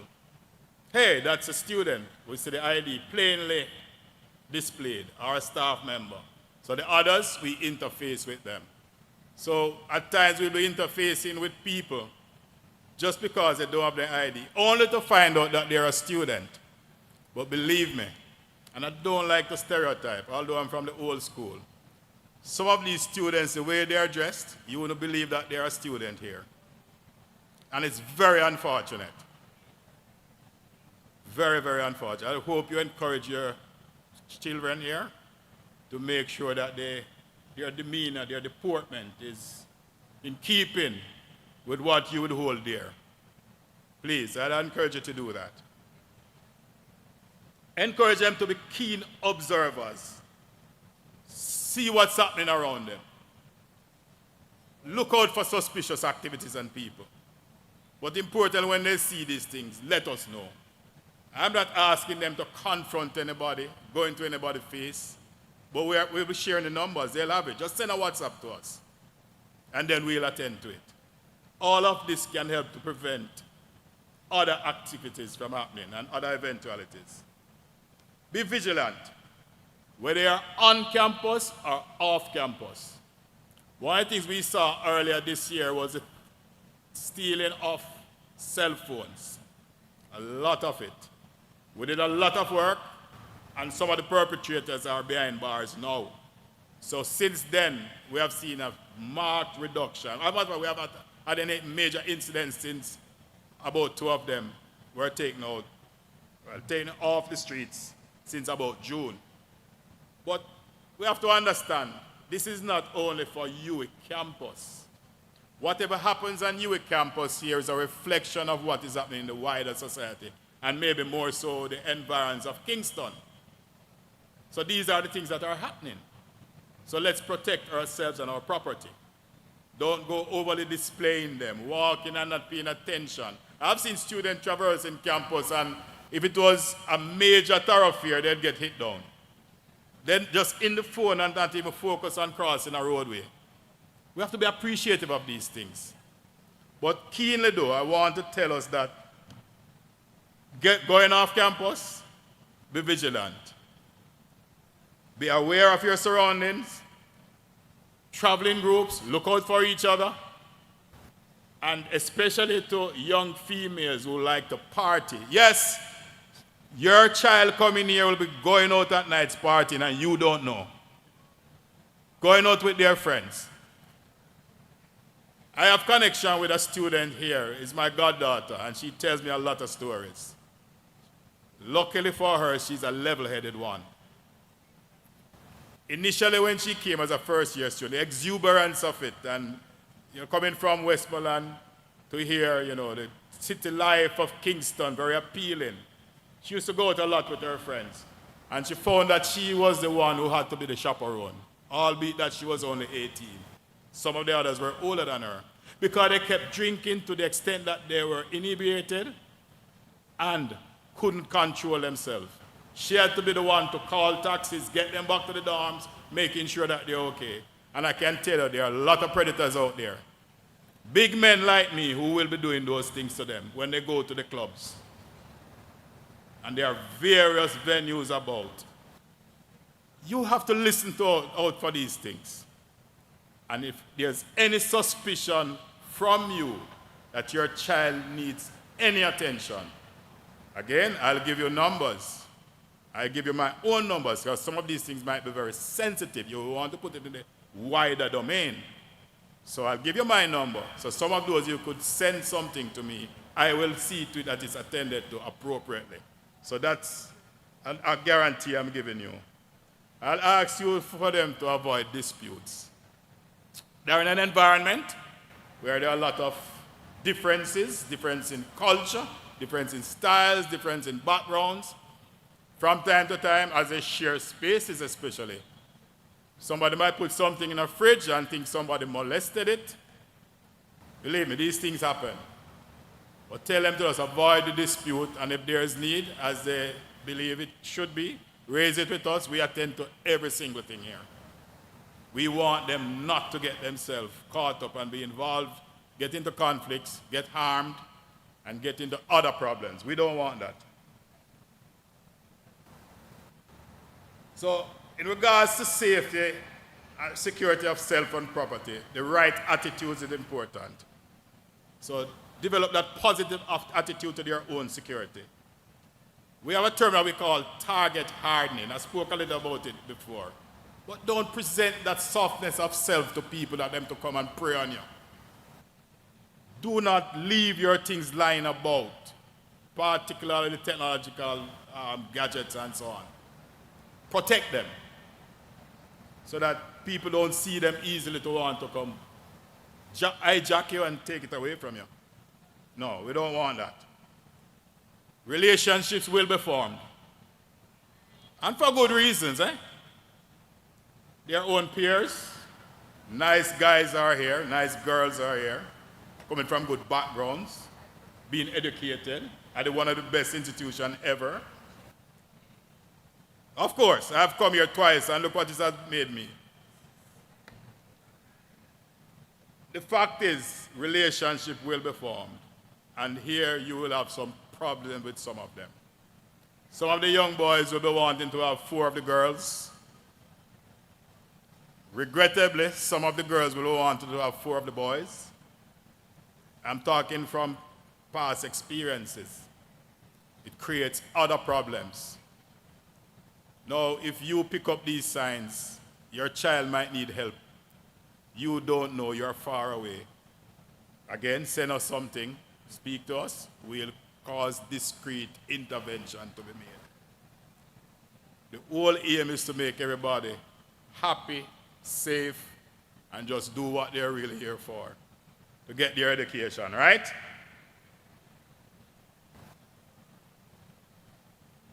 And the most vulnerable people here are the first-year students.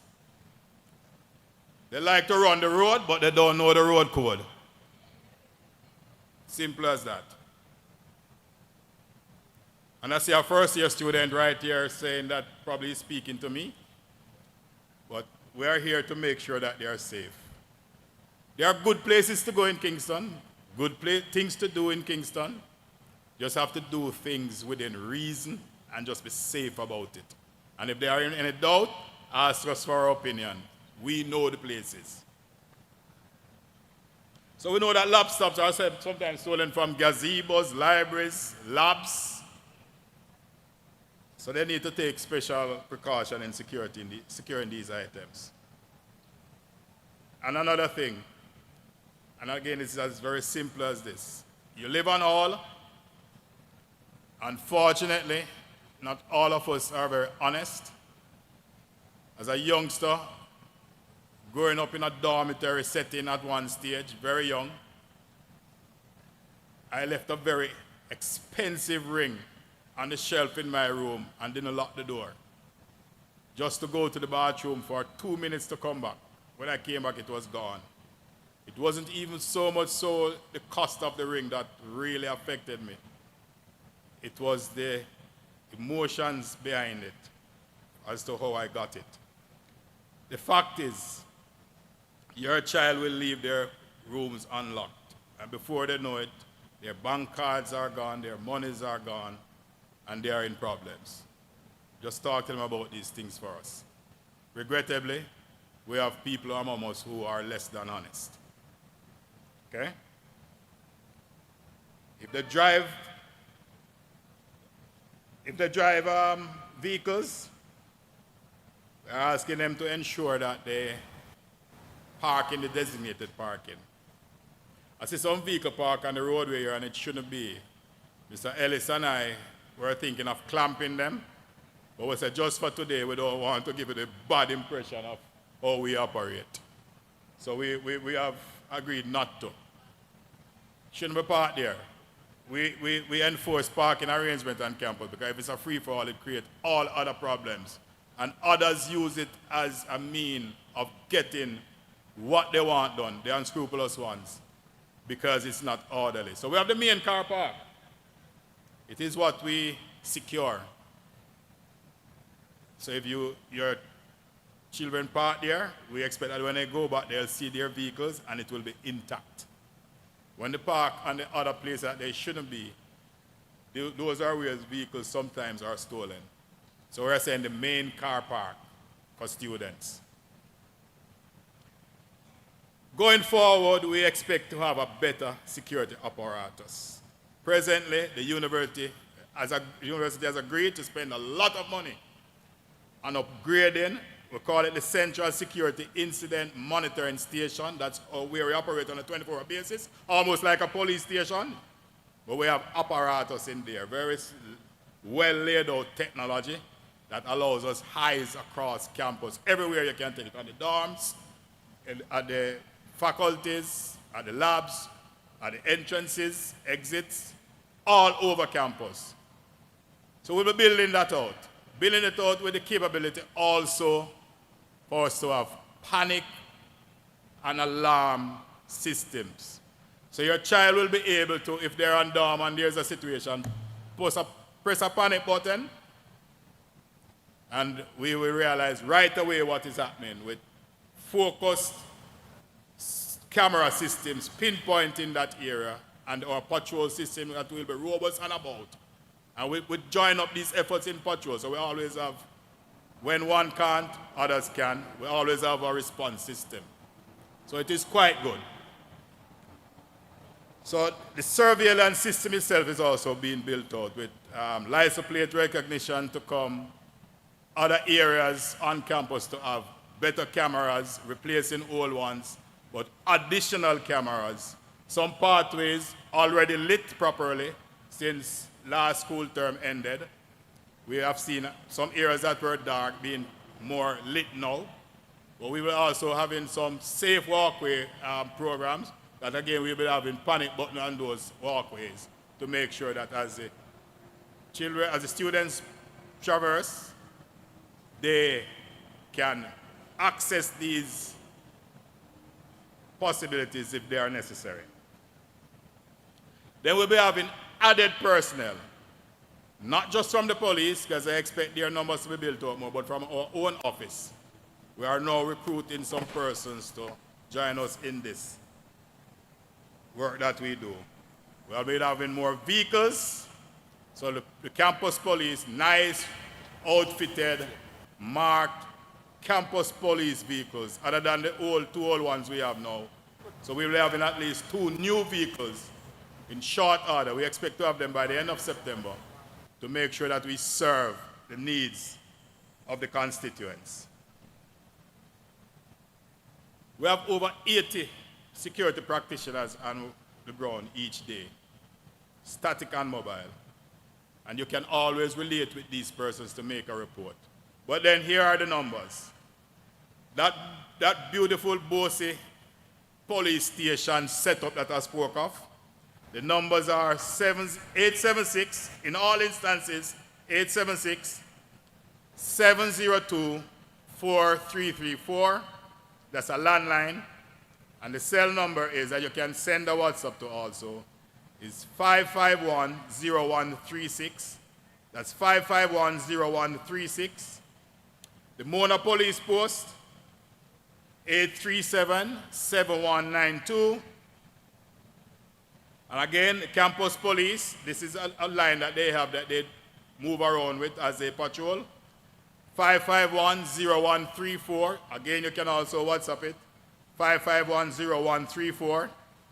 The King Alarm Base, 292-6686 or 292-3950. And of course, we are all aware of the 119 police emergency numbers. So since we are sharing numbers, and the university, since I came on role here, gave me a phone that is paid for by them, so I'll give you the number. I'll give you the number because I want you to appreciate that we really care about the safety of your children here. The number is 876-587-0008. That's 876-587-0008. Now I'm giving you that number for us to partner together properly. So some of the things that you think are just queries from time to time, concerns that I should be raising with you, let us communicate. I want you to be assured when you go back to Westmoreland, as I saw that gentleman outside this morning with about 4 suitcases. When I came in at 7:30, he was sleeping on one of the bench. And I said to him, because I was concerned right away, not realizing immediately that it was a parent. And he said, oh, my daughter gone over there to see if they are open yet. Well, it's a good look, to be honest. So you carry your pitney from Westmoreland, come here. We don't want when you go back to Westmoreland, you're so worried about them that you're living in anxiety. We are going to protect them together. And that's why I gave you my personal number here. Any issue that you see happening or think can happen, you envision a problem, send me a message and I will respond to you. So this is a partnership. You, our constituents, and most of the students, our eyes and ears. I ask you to keep in regular contact with your wards, our children, letting them know, hey, we love you. Very important. Don't want them to find unwanted love elsewhere. We have to appreciate that. And just let us know the concerns. We'll attend to them. I'm hoping there's no question, and again, I'm hoping there are many questions because I want us to be involved in the security process. Mr. Mackenzie, I hand over to you. Thank you very much, ACP Nesbeth. There's one question here, and that's a question that we'll take if we can get a microphone to a parent who has a question.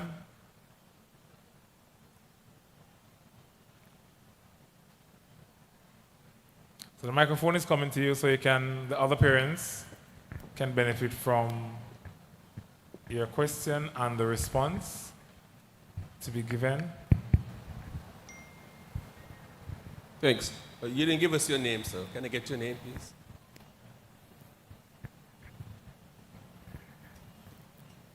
Right. I know Mr. Mackenzie had in fact introduced me, but I didn't go into that. But I'm Marlon Nesbeth.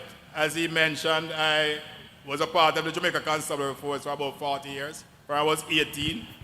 I recently joined the UA apparatus. I have wide knowledge of security issues across Jamaica. I worked in all areas in Jamaica except Area 2, which is St. Mary and Portland. I worked in every area otherwise, at the most trying divisions, fighting the crime the right way, and at in leadership positions. So I fully appreciate what we need to be doing as it regards security of this. And you know one of the key things about that? I have a good reach in terms of partnering with the JCF generally, being a part of it at the high level, that I get attention paid to what we are doing here. So rest assured about that also.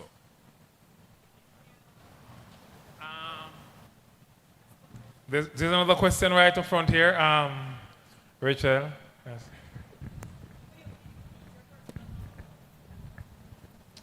Oh, she wants a 587 number. Right, so it's 876-587-0008.